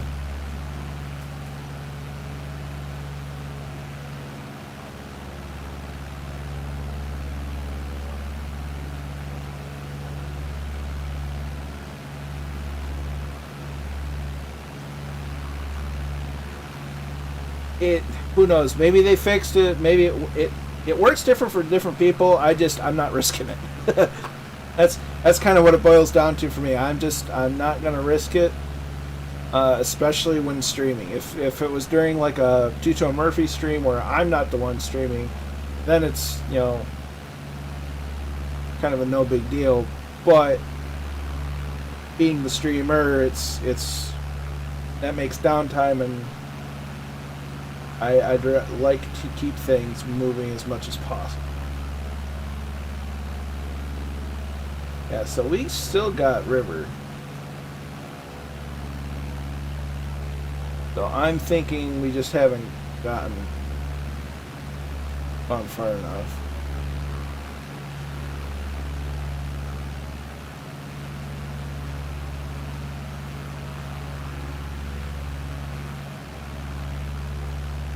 Because even if the airport itself isn't really modeled, it would still show up on the satellite imagery.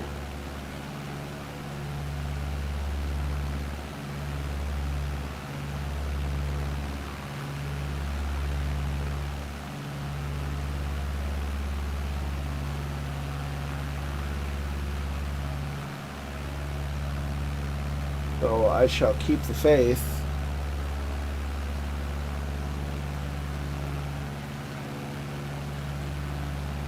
Worst comes to worst, we find a nice field to land in and kind of go from there.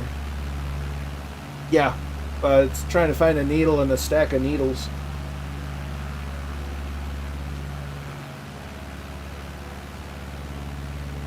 Okay, there's a small settlement there.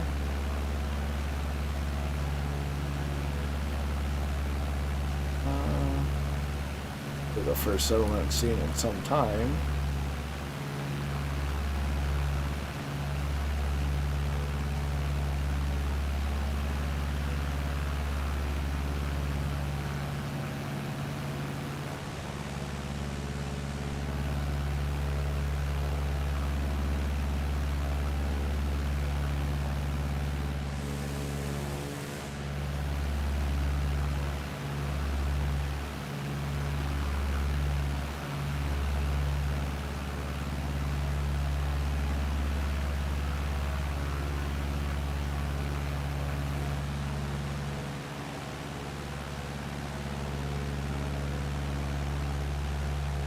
I'm gonna go over here.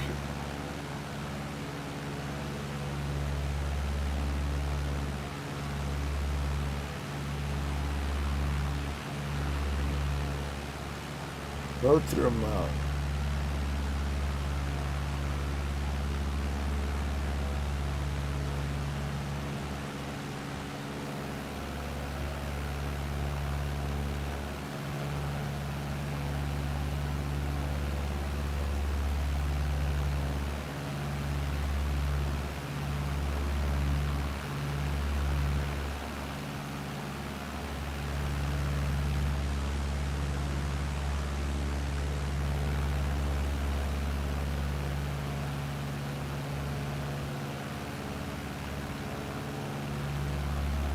The fun of flying is part of the fun of flying is exploration. That's what we're doing right.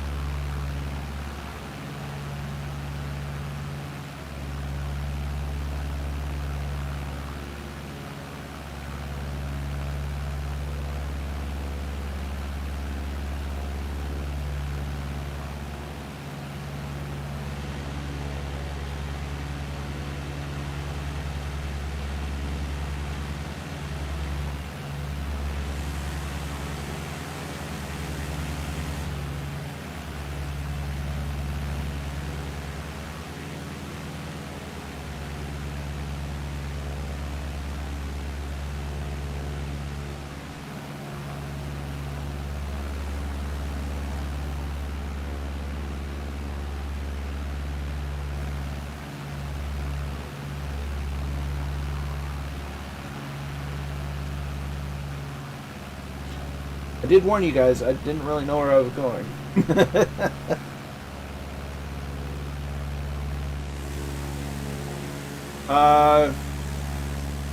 We had made a left turn, so you're going to want to kind of loop around to the left.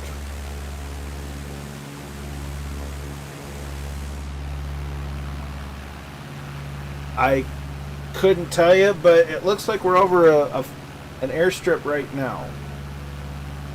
So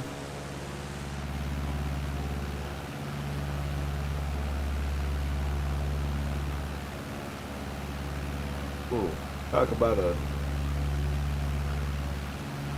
rough.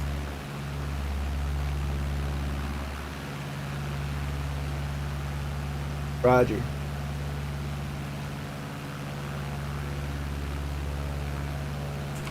Alright, so we're gonna circle around.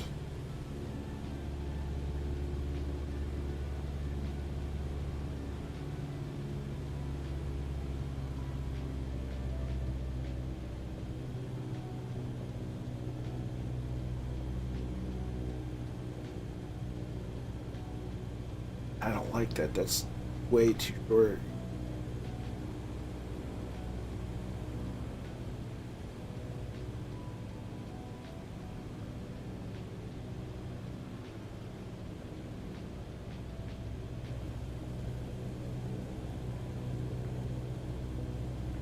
Uh-oh.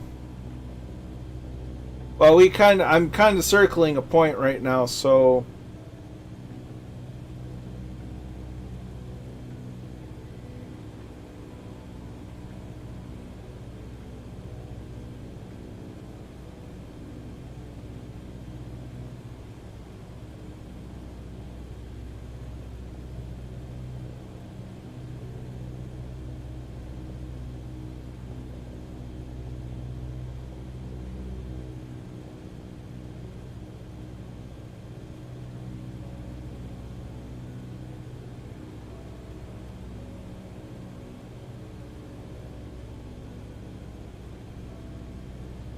I don't think there's near enough room at this little spot, so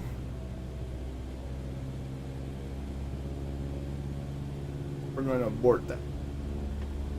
We're going to go on the other side of this. Fuel checks, everyone. I am at 3/4 of a tank on each tank. On each tank.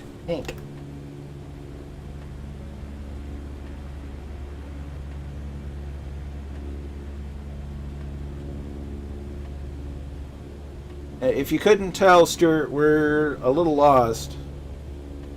And it's my fault.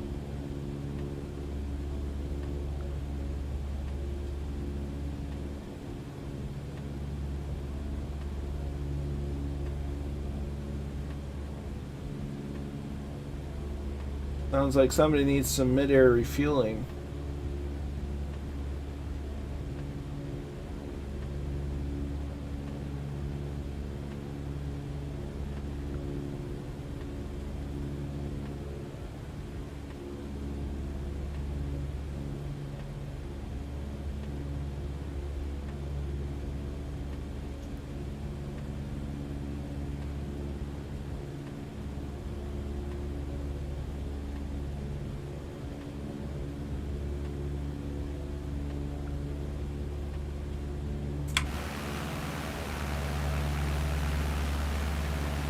Yeah, it's not much of a spot neither.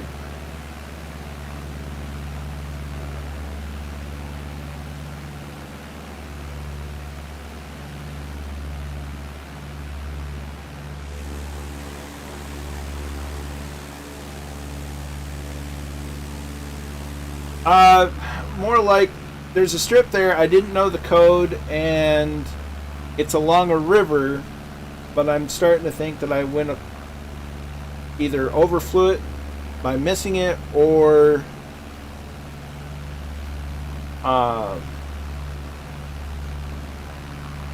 something. It's near Santa Ana de Mozentes.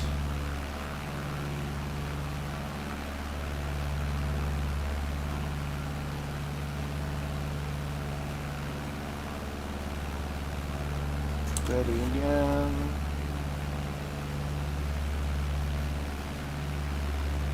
So it's very possibly there. I just may have gone down the wrong river, may have gone too far.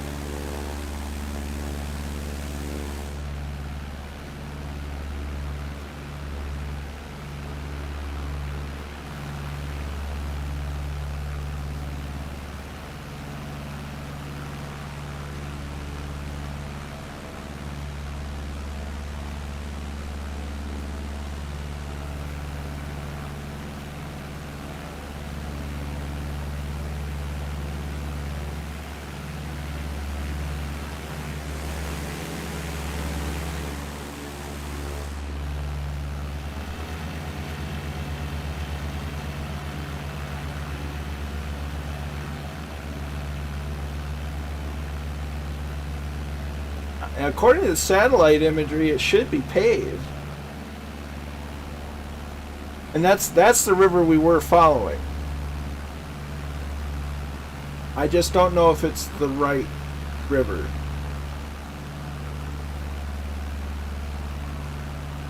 So we're actually backtracking at this point.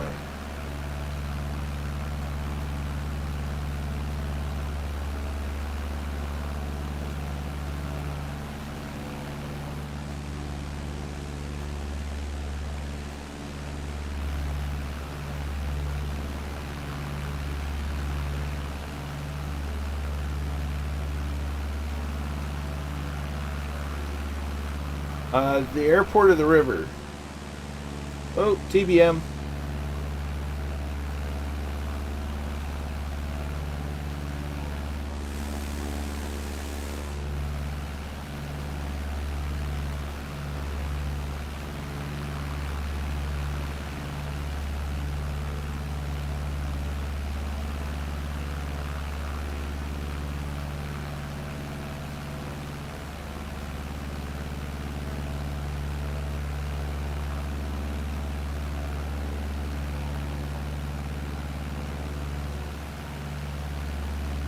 I wish I had a code. It's not on SkyVector at all.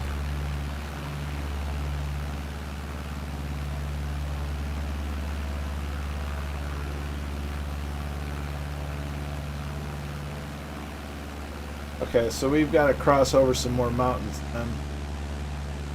Up and over, my friends.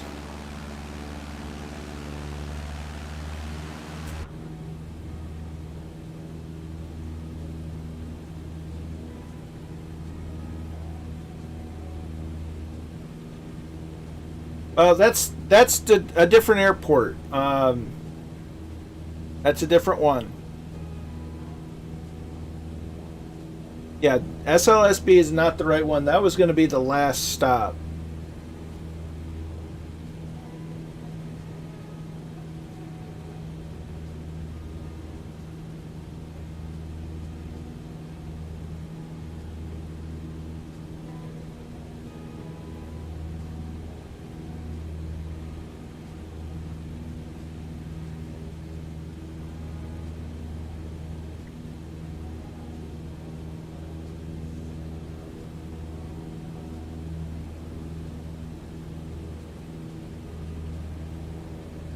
I only have that in the little toolbar thing and the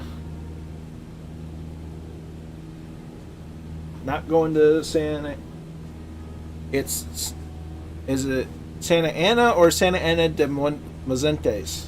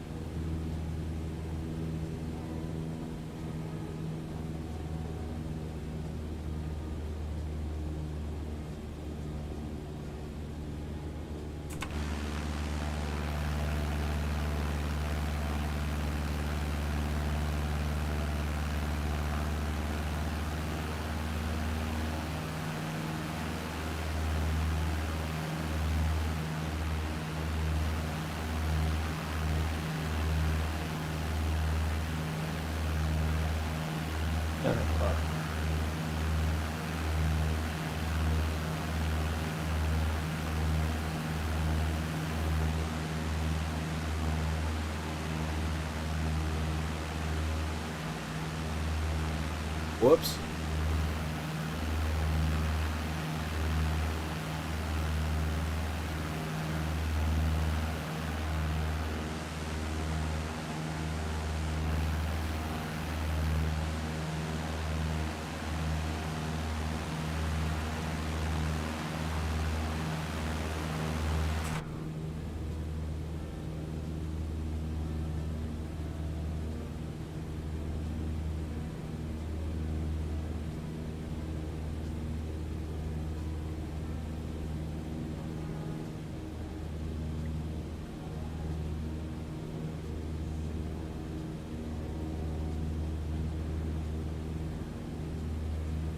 Over what way?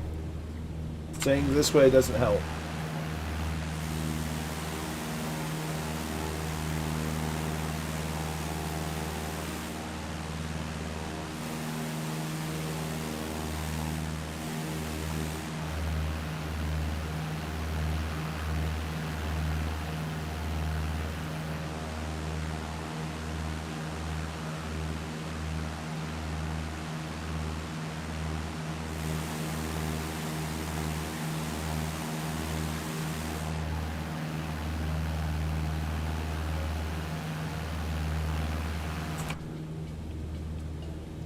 They usually call it Big Hill a mountain, but I don't know.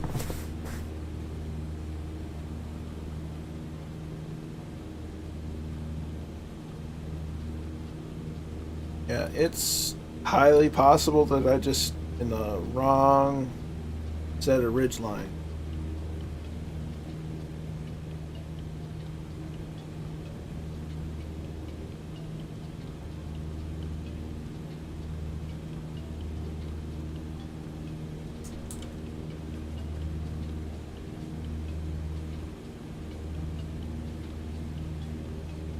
I don't know why.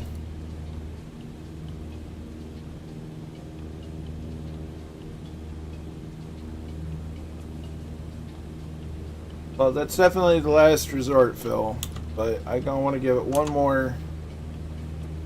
Let's get over this ridge and see where it gets us.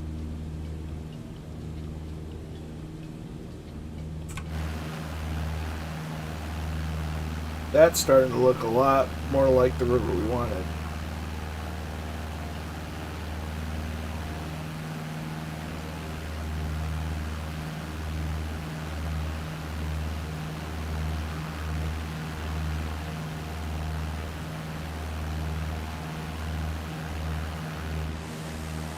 How did I mess that up?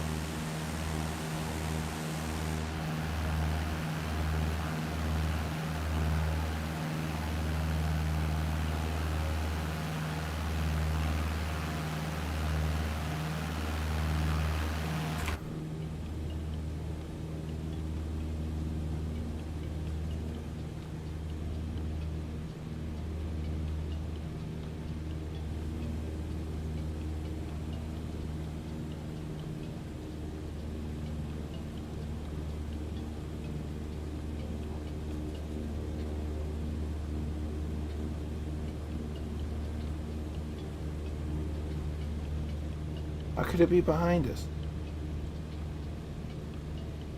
That doesn't make any sense.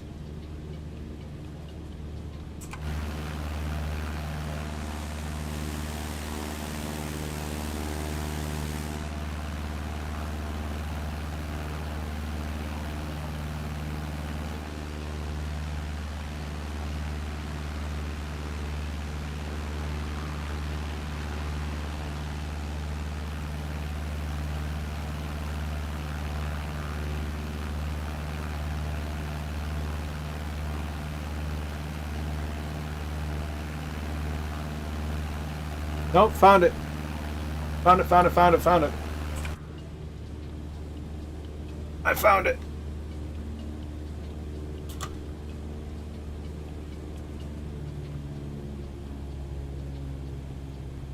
Found it right there.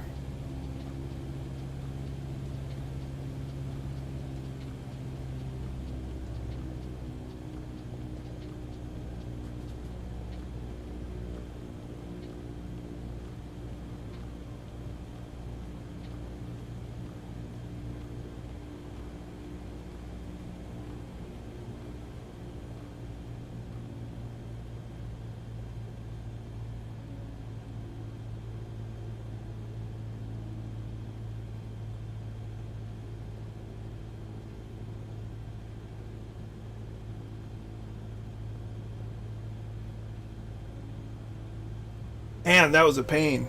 I got us way lost.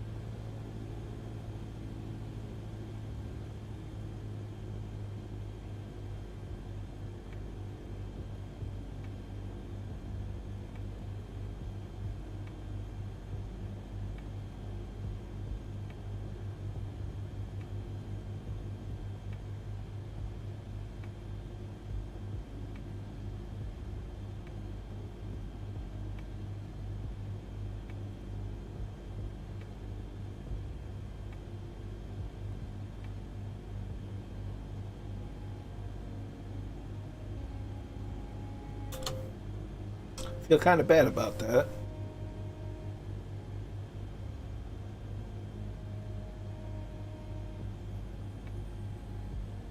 Now the question is, how well is it represented, and will we have to worry about logs?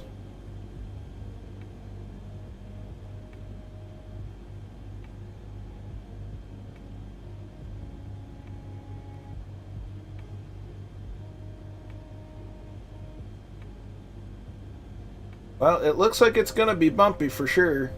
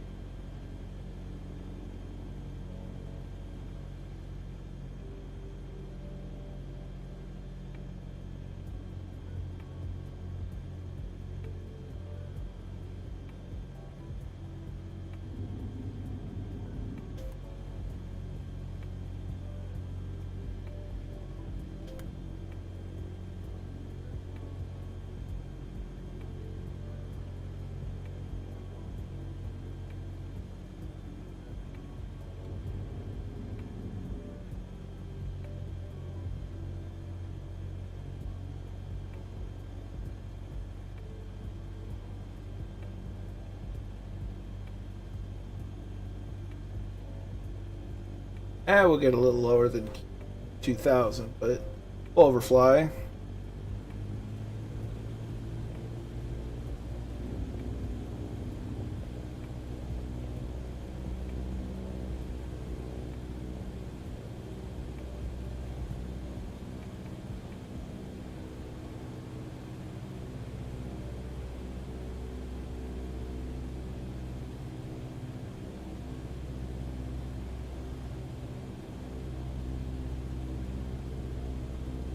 Ooh, this one's gonna be a bumpy one.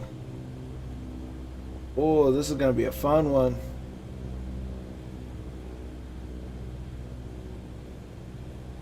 This wasn't modeled very well at all.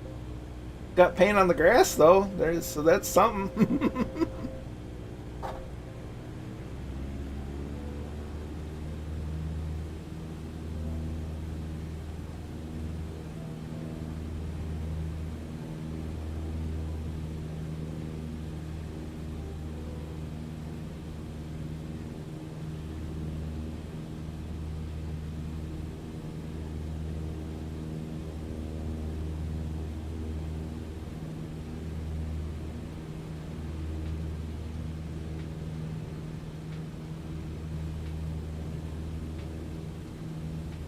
That one going in.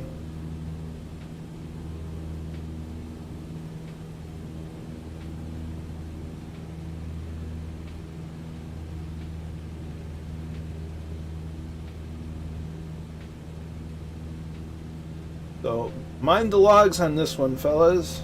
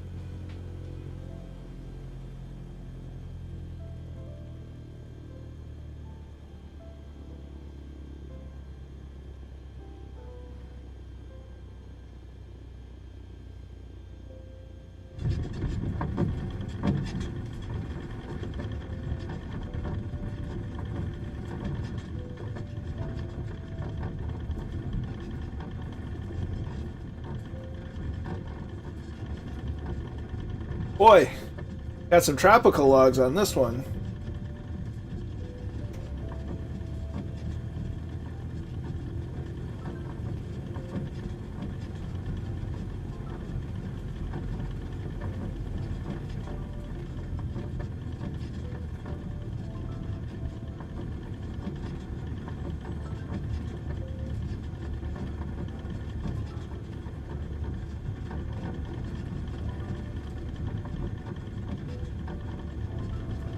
Yeah, it's definitely not flat. Hey, Jim, awesome that you got your sim up and running.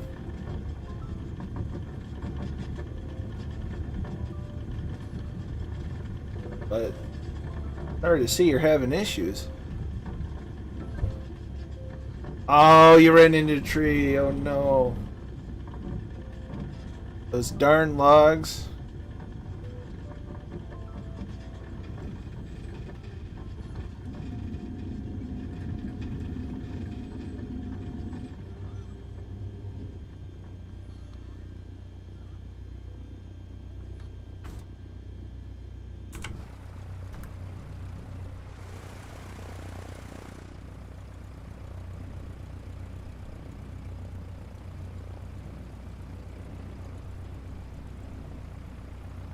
Yeah, just a little.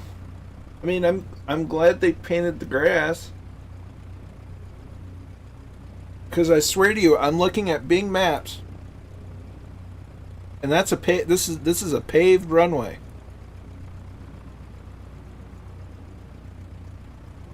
In this, it's not paved, not even a little.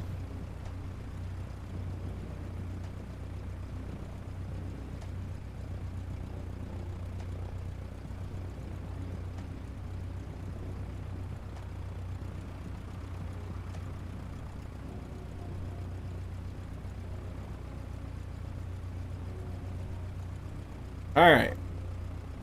So once we get all settled down, there's one more stop to make.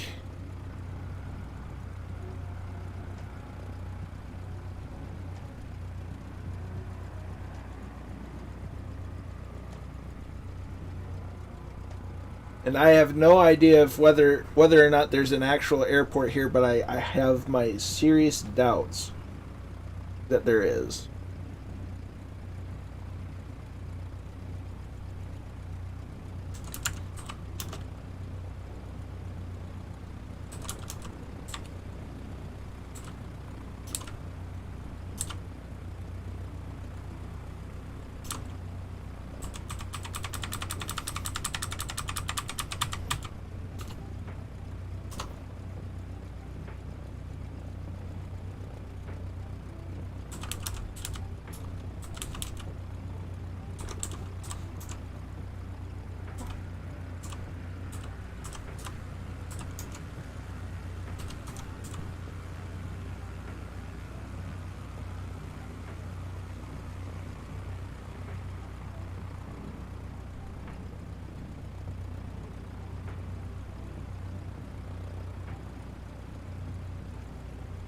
Yeah, have a good one, Phil. We'll see you tomorrow. Ooh, Yukon, that sounds fun.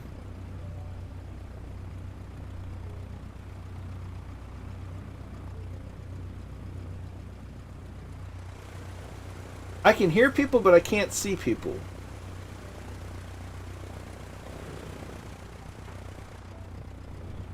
There's one. I should check my fuel. Look good. Got a coach, yes. Cheers, Jim. Thanks for joining us. And we'll definitely see you tomorrow. Or at the very least on Discord. For certain.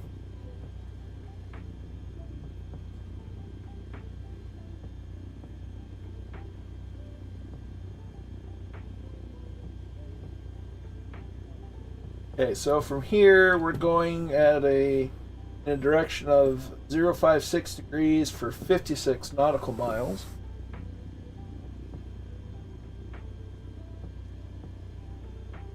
Hey Brian, you have a good one. We'll catch you tomorrow.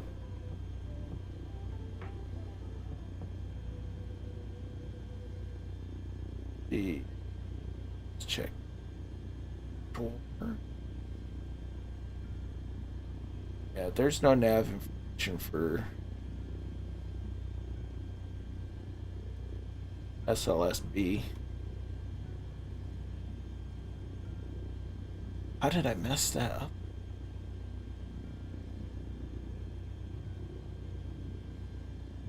Yeah, it's good flying with you. Thanks for swinging by.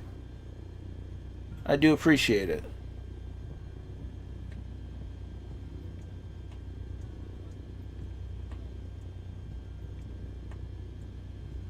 Alright, so.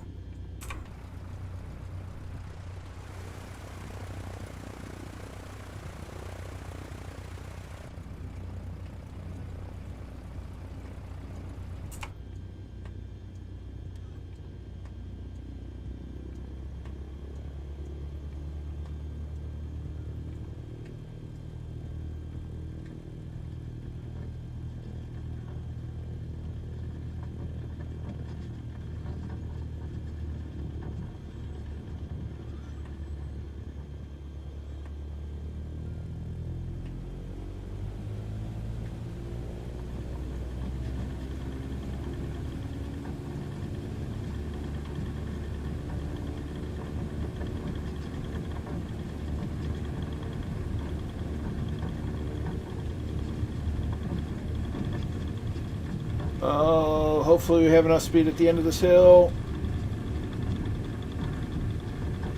Whee!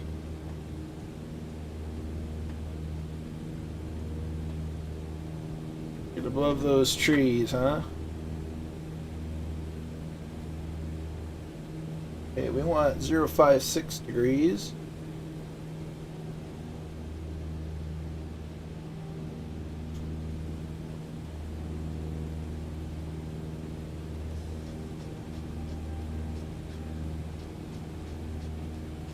Laps going up.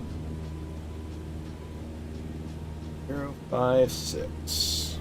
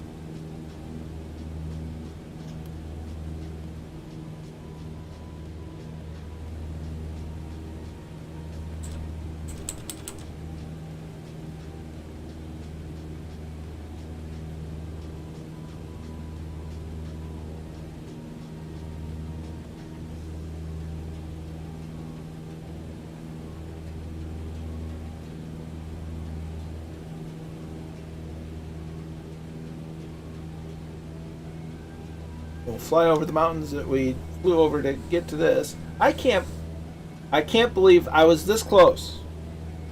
On the map, I was this close. In the sim, I was this close.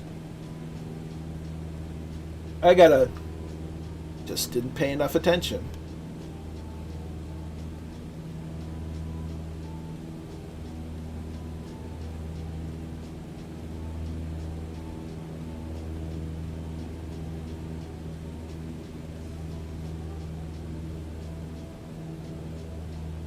But this is how we learn.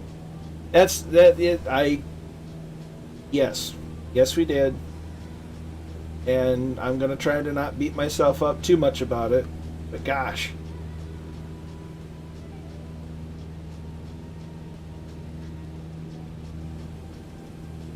The things that helped out is I had enough fuel and I had more people paying better attention than I did.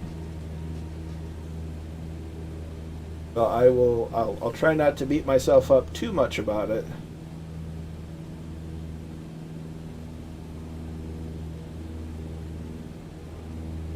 Goodness.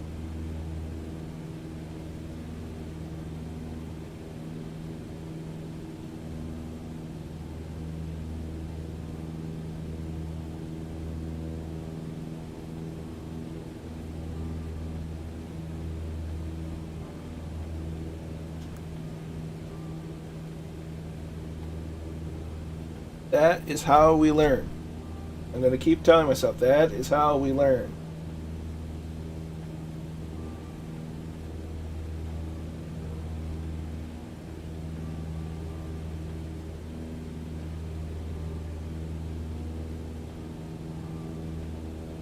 Actually, I'm going to make another climbing right turn. Gain some more altitude.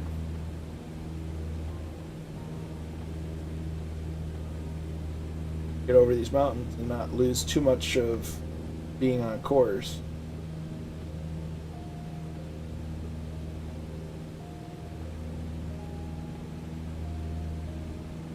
Instead of 056, we might just do 050.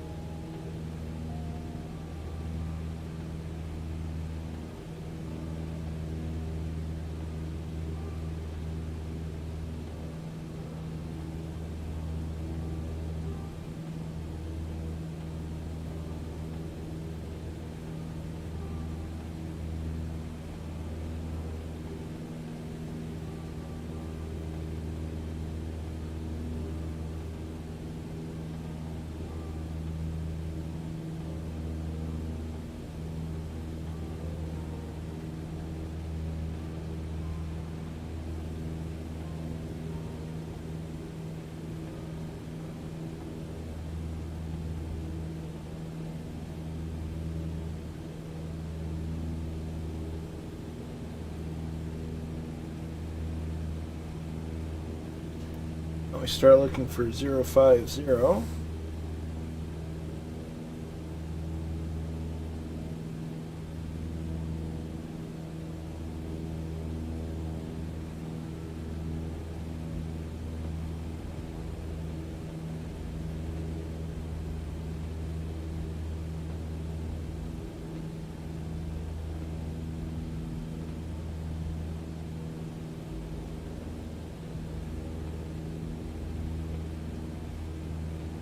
About there should do.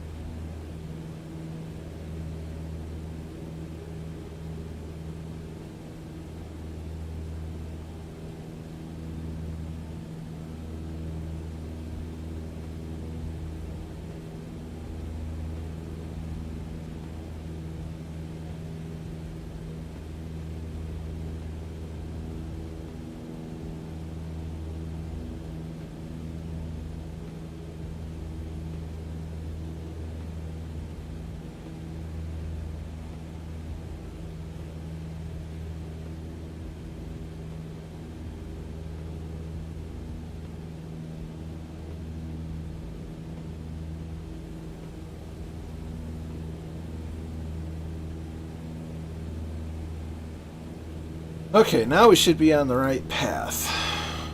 So, a couple ranges to go and then it's down to flat.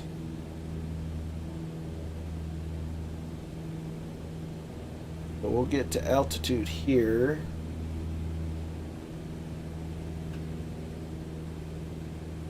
So that we can go over the mountains.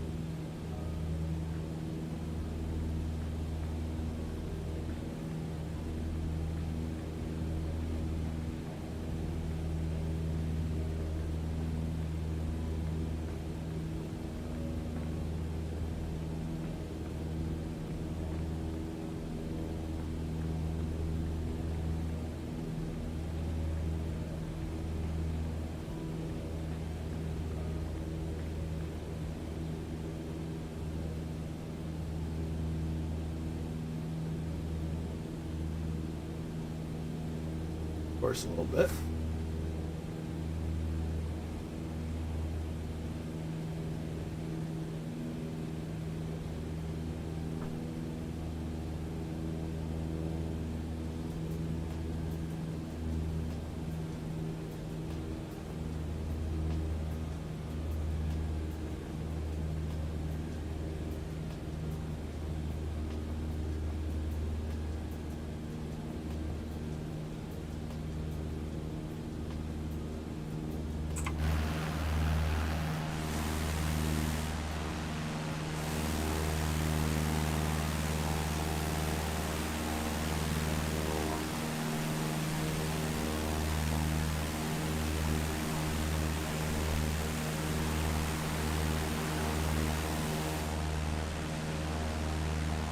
This scenery is pretty nice.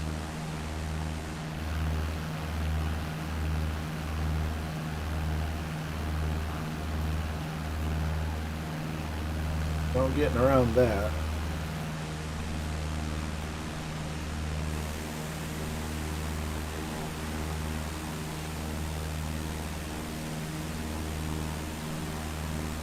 Hello, friend.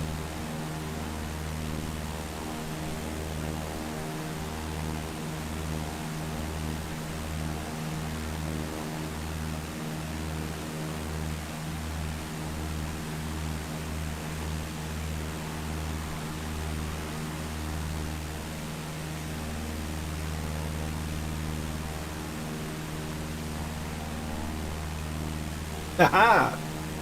Welcome, welcome. Well, you may have to gain a little bit of altitude, unless it's just my perspective from up here.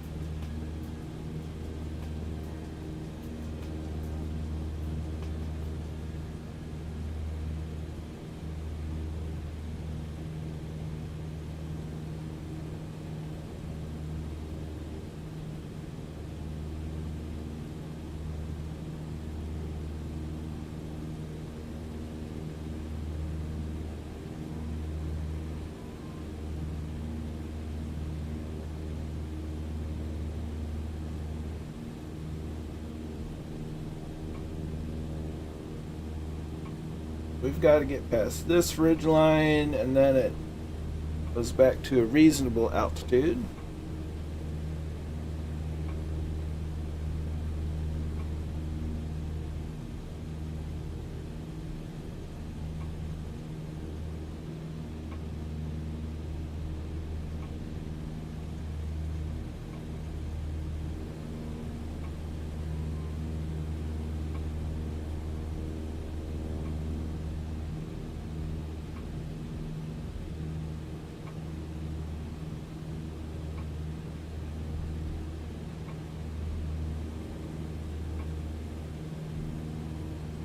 Ooh, bump.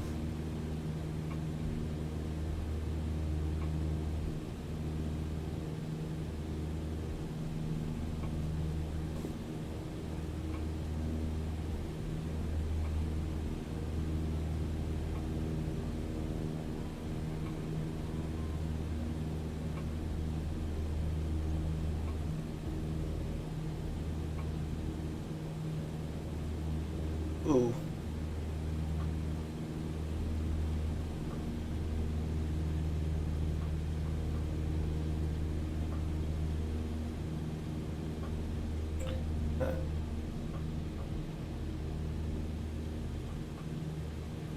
Kind of interesting how there's a ridge, then a ridge, and then a ridge, and a ridge. How it kind of waves itself. I think that's pretty interesting.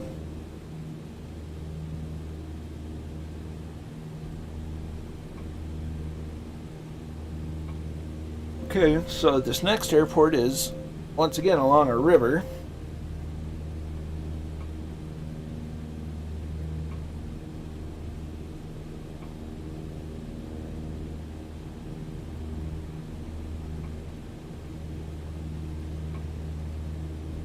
but it should be much simpler to find.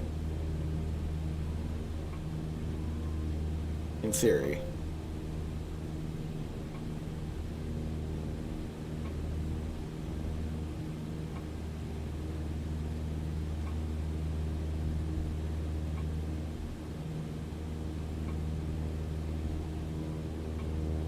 Because it's in a city. Sambora.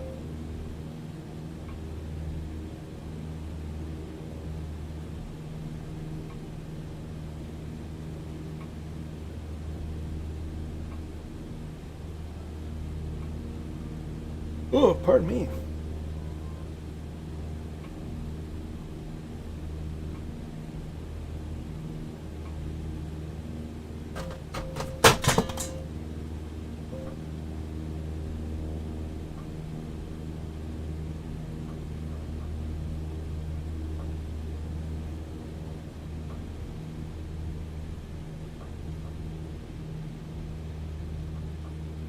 Hey, have a good night, and thanks for stopping by. We'll catch you another time. For sure.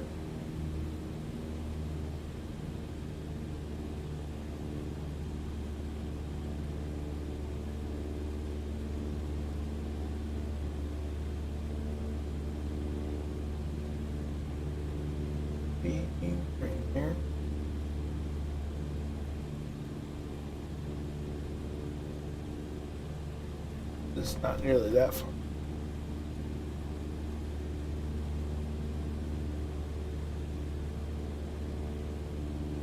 Yeah?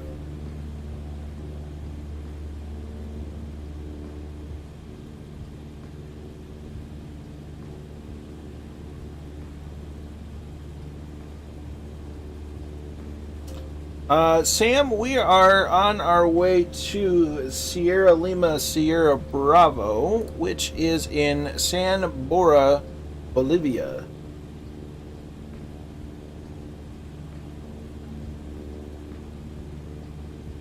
Hey, thanks for stopping by. And thanks for getting me on the right direction.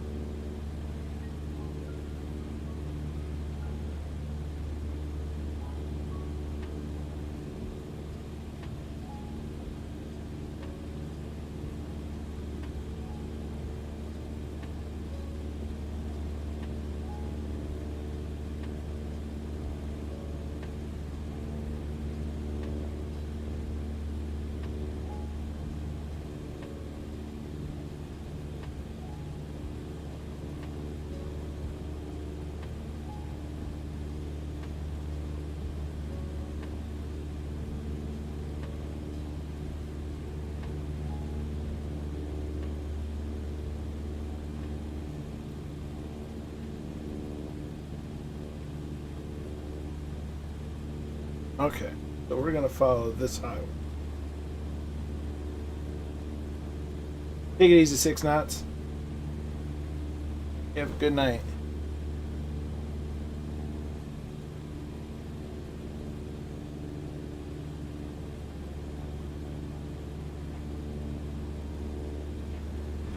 Whoa! That was a bump to the back end. That'll wake you up.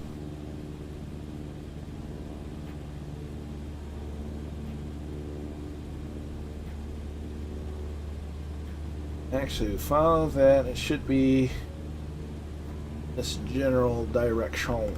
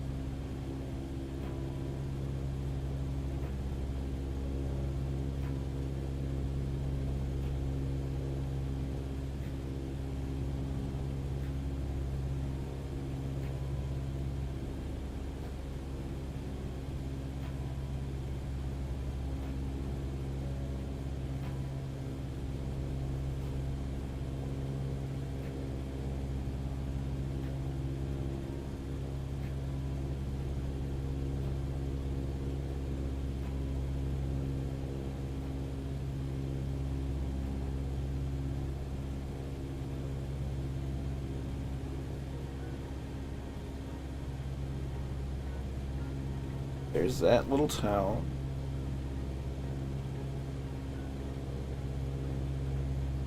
Yukumo. I'm probably butchering the heck out of it.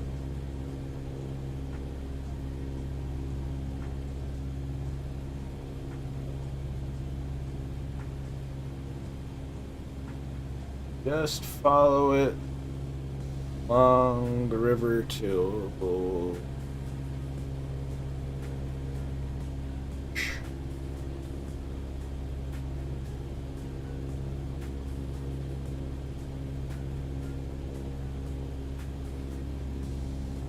Hey, Captain Riddles, how are you doing?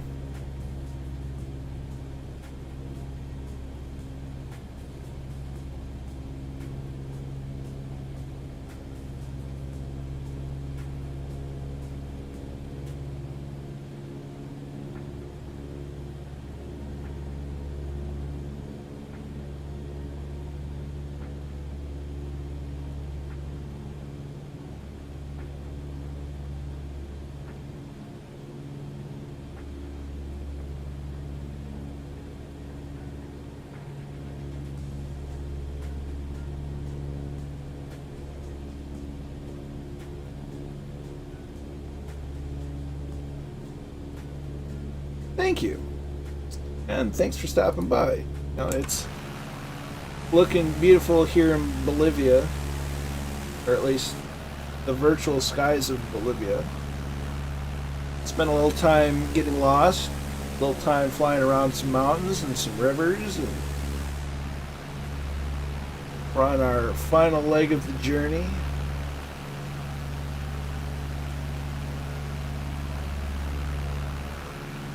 Looking for Sierra Lima, Sierra Bravo.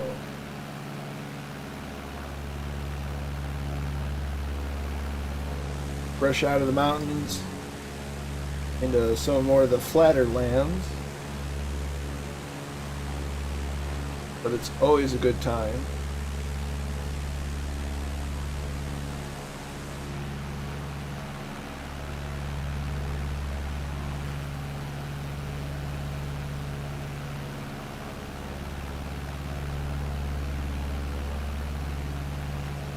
It looks like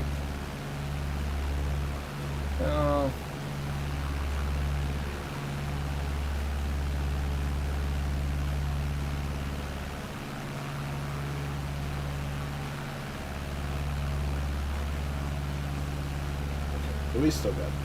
That's fine. As long as I know where I am this time. A little more visual references to work off on this little leg.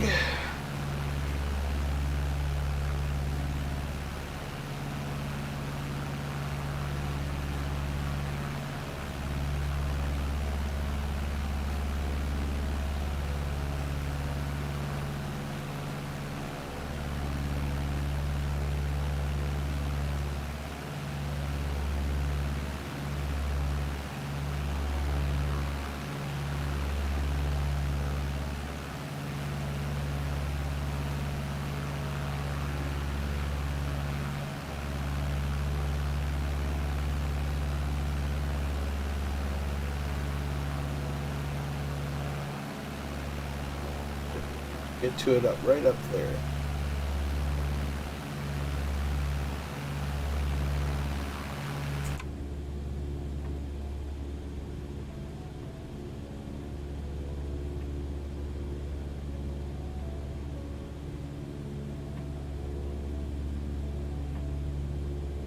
Nothing like a little low and slow in a 152.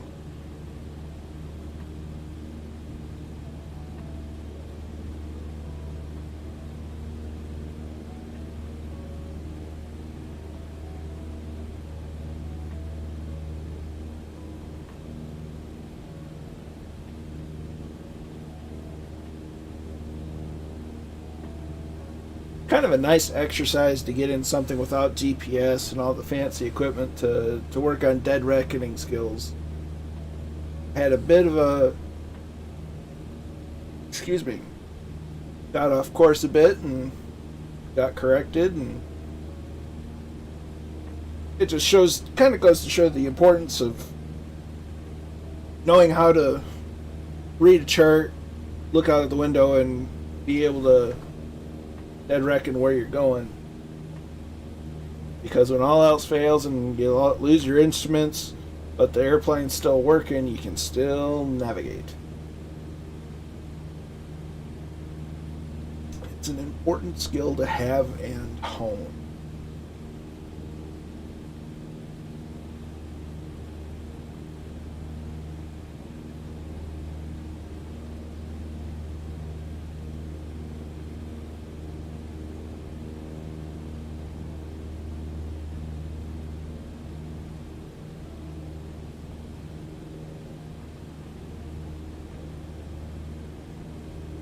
Hey, I appreciate that. Family's number one, but I appreciate you taking some time out to give the stream a like. It is very well appreciated. It's gonna it might be a couple of minutes. Well, according to the little ticker, we're getting close. We got about 9 minutes to go. If I can boost up the speed a little bit, I might be able to take some time off of it.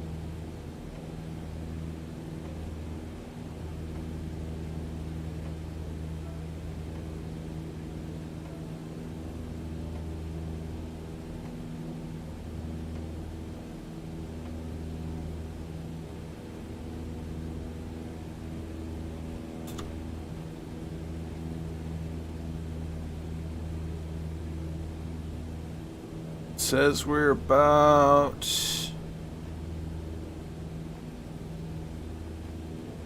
oh goodness, it doesn't give a distance, does it?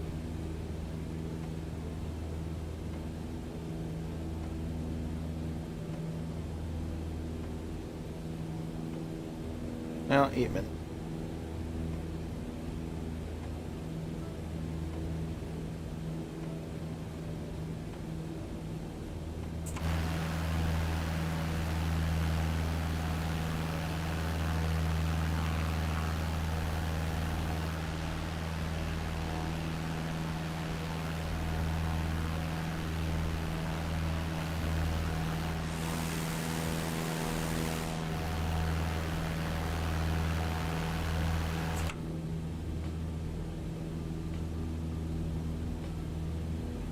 Squawk and radios are talking and lights are on and doing their thing.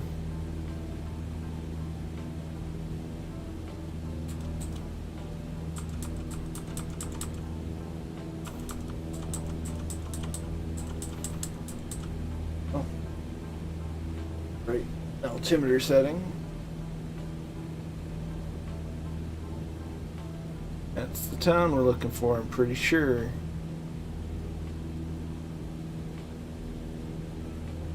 Highway goes out like that and then cuts right. Pretty sure this is the area we're looking for.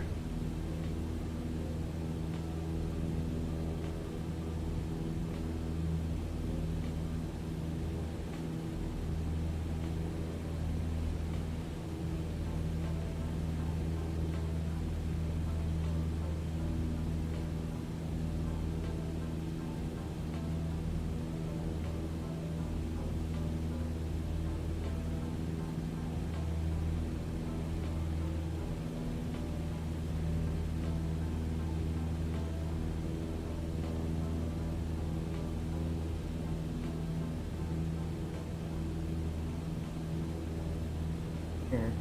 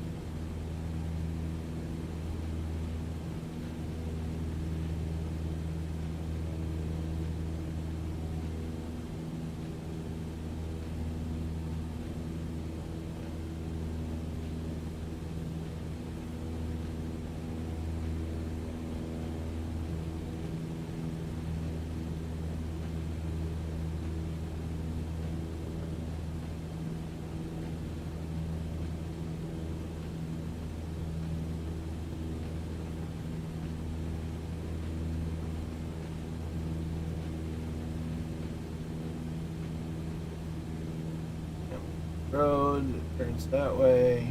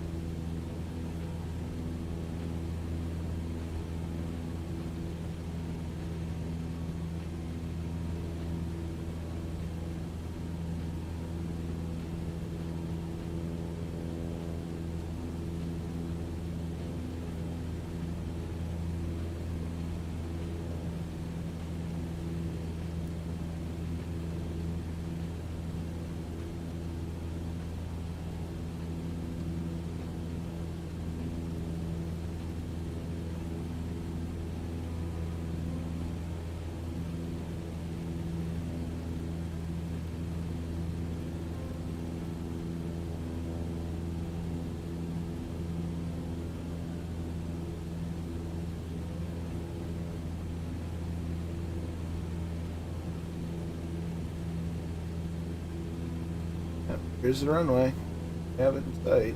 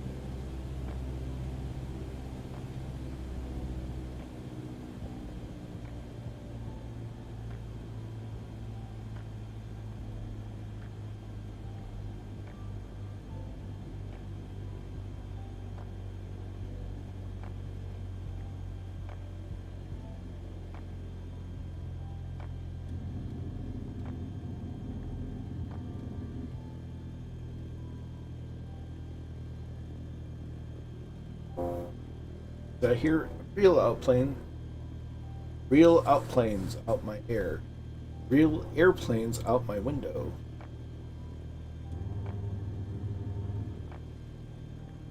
Words are hard sometimes, folks. Words are very hard.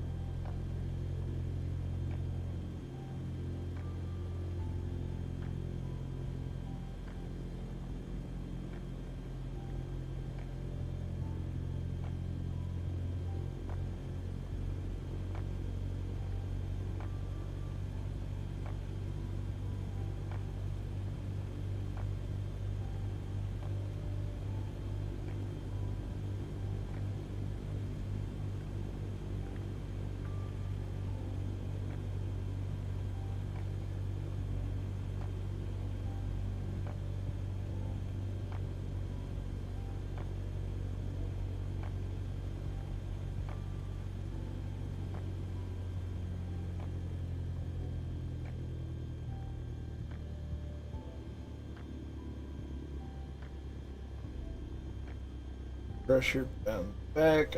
Go. There we go.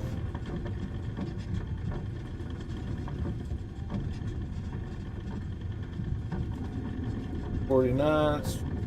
Flaps go up.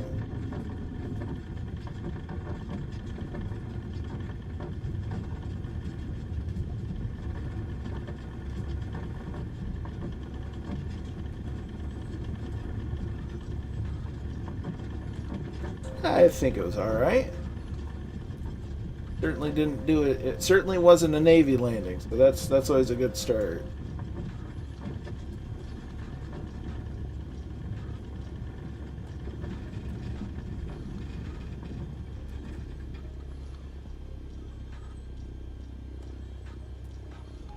Parking brake is set.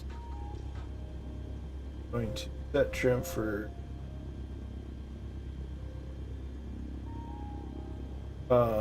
what would be the next flight, which we're not going to have. Turn off the landing light, turn off the strobe light, turn off the nav light. We're going to put the RPMs at 1200 RPMs for 30 seconds. Clean up the spark plugs. Gonna do our other checks, make sure everything good to go.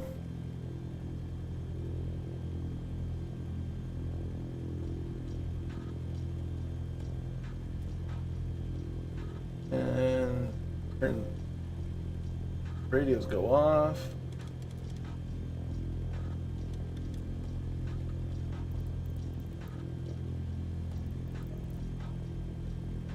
Off, off, off, off. And mixture goes out. Hit continue. Cage rattler rolls in.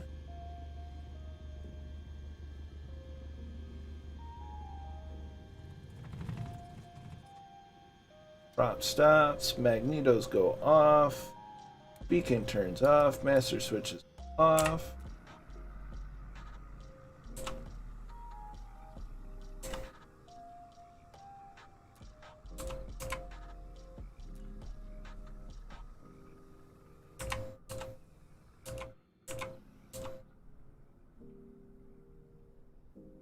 And with that,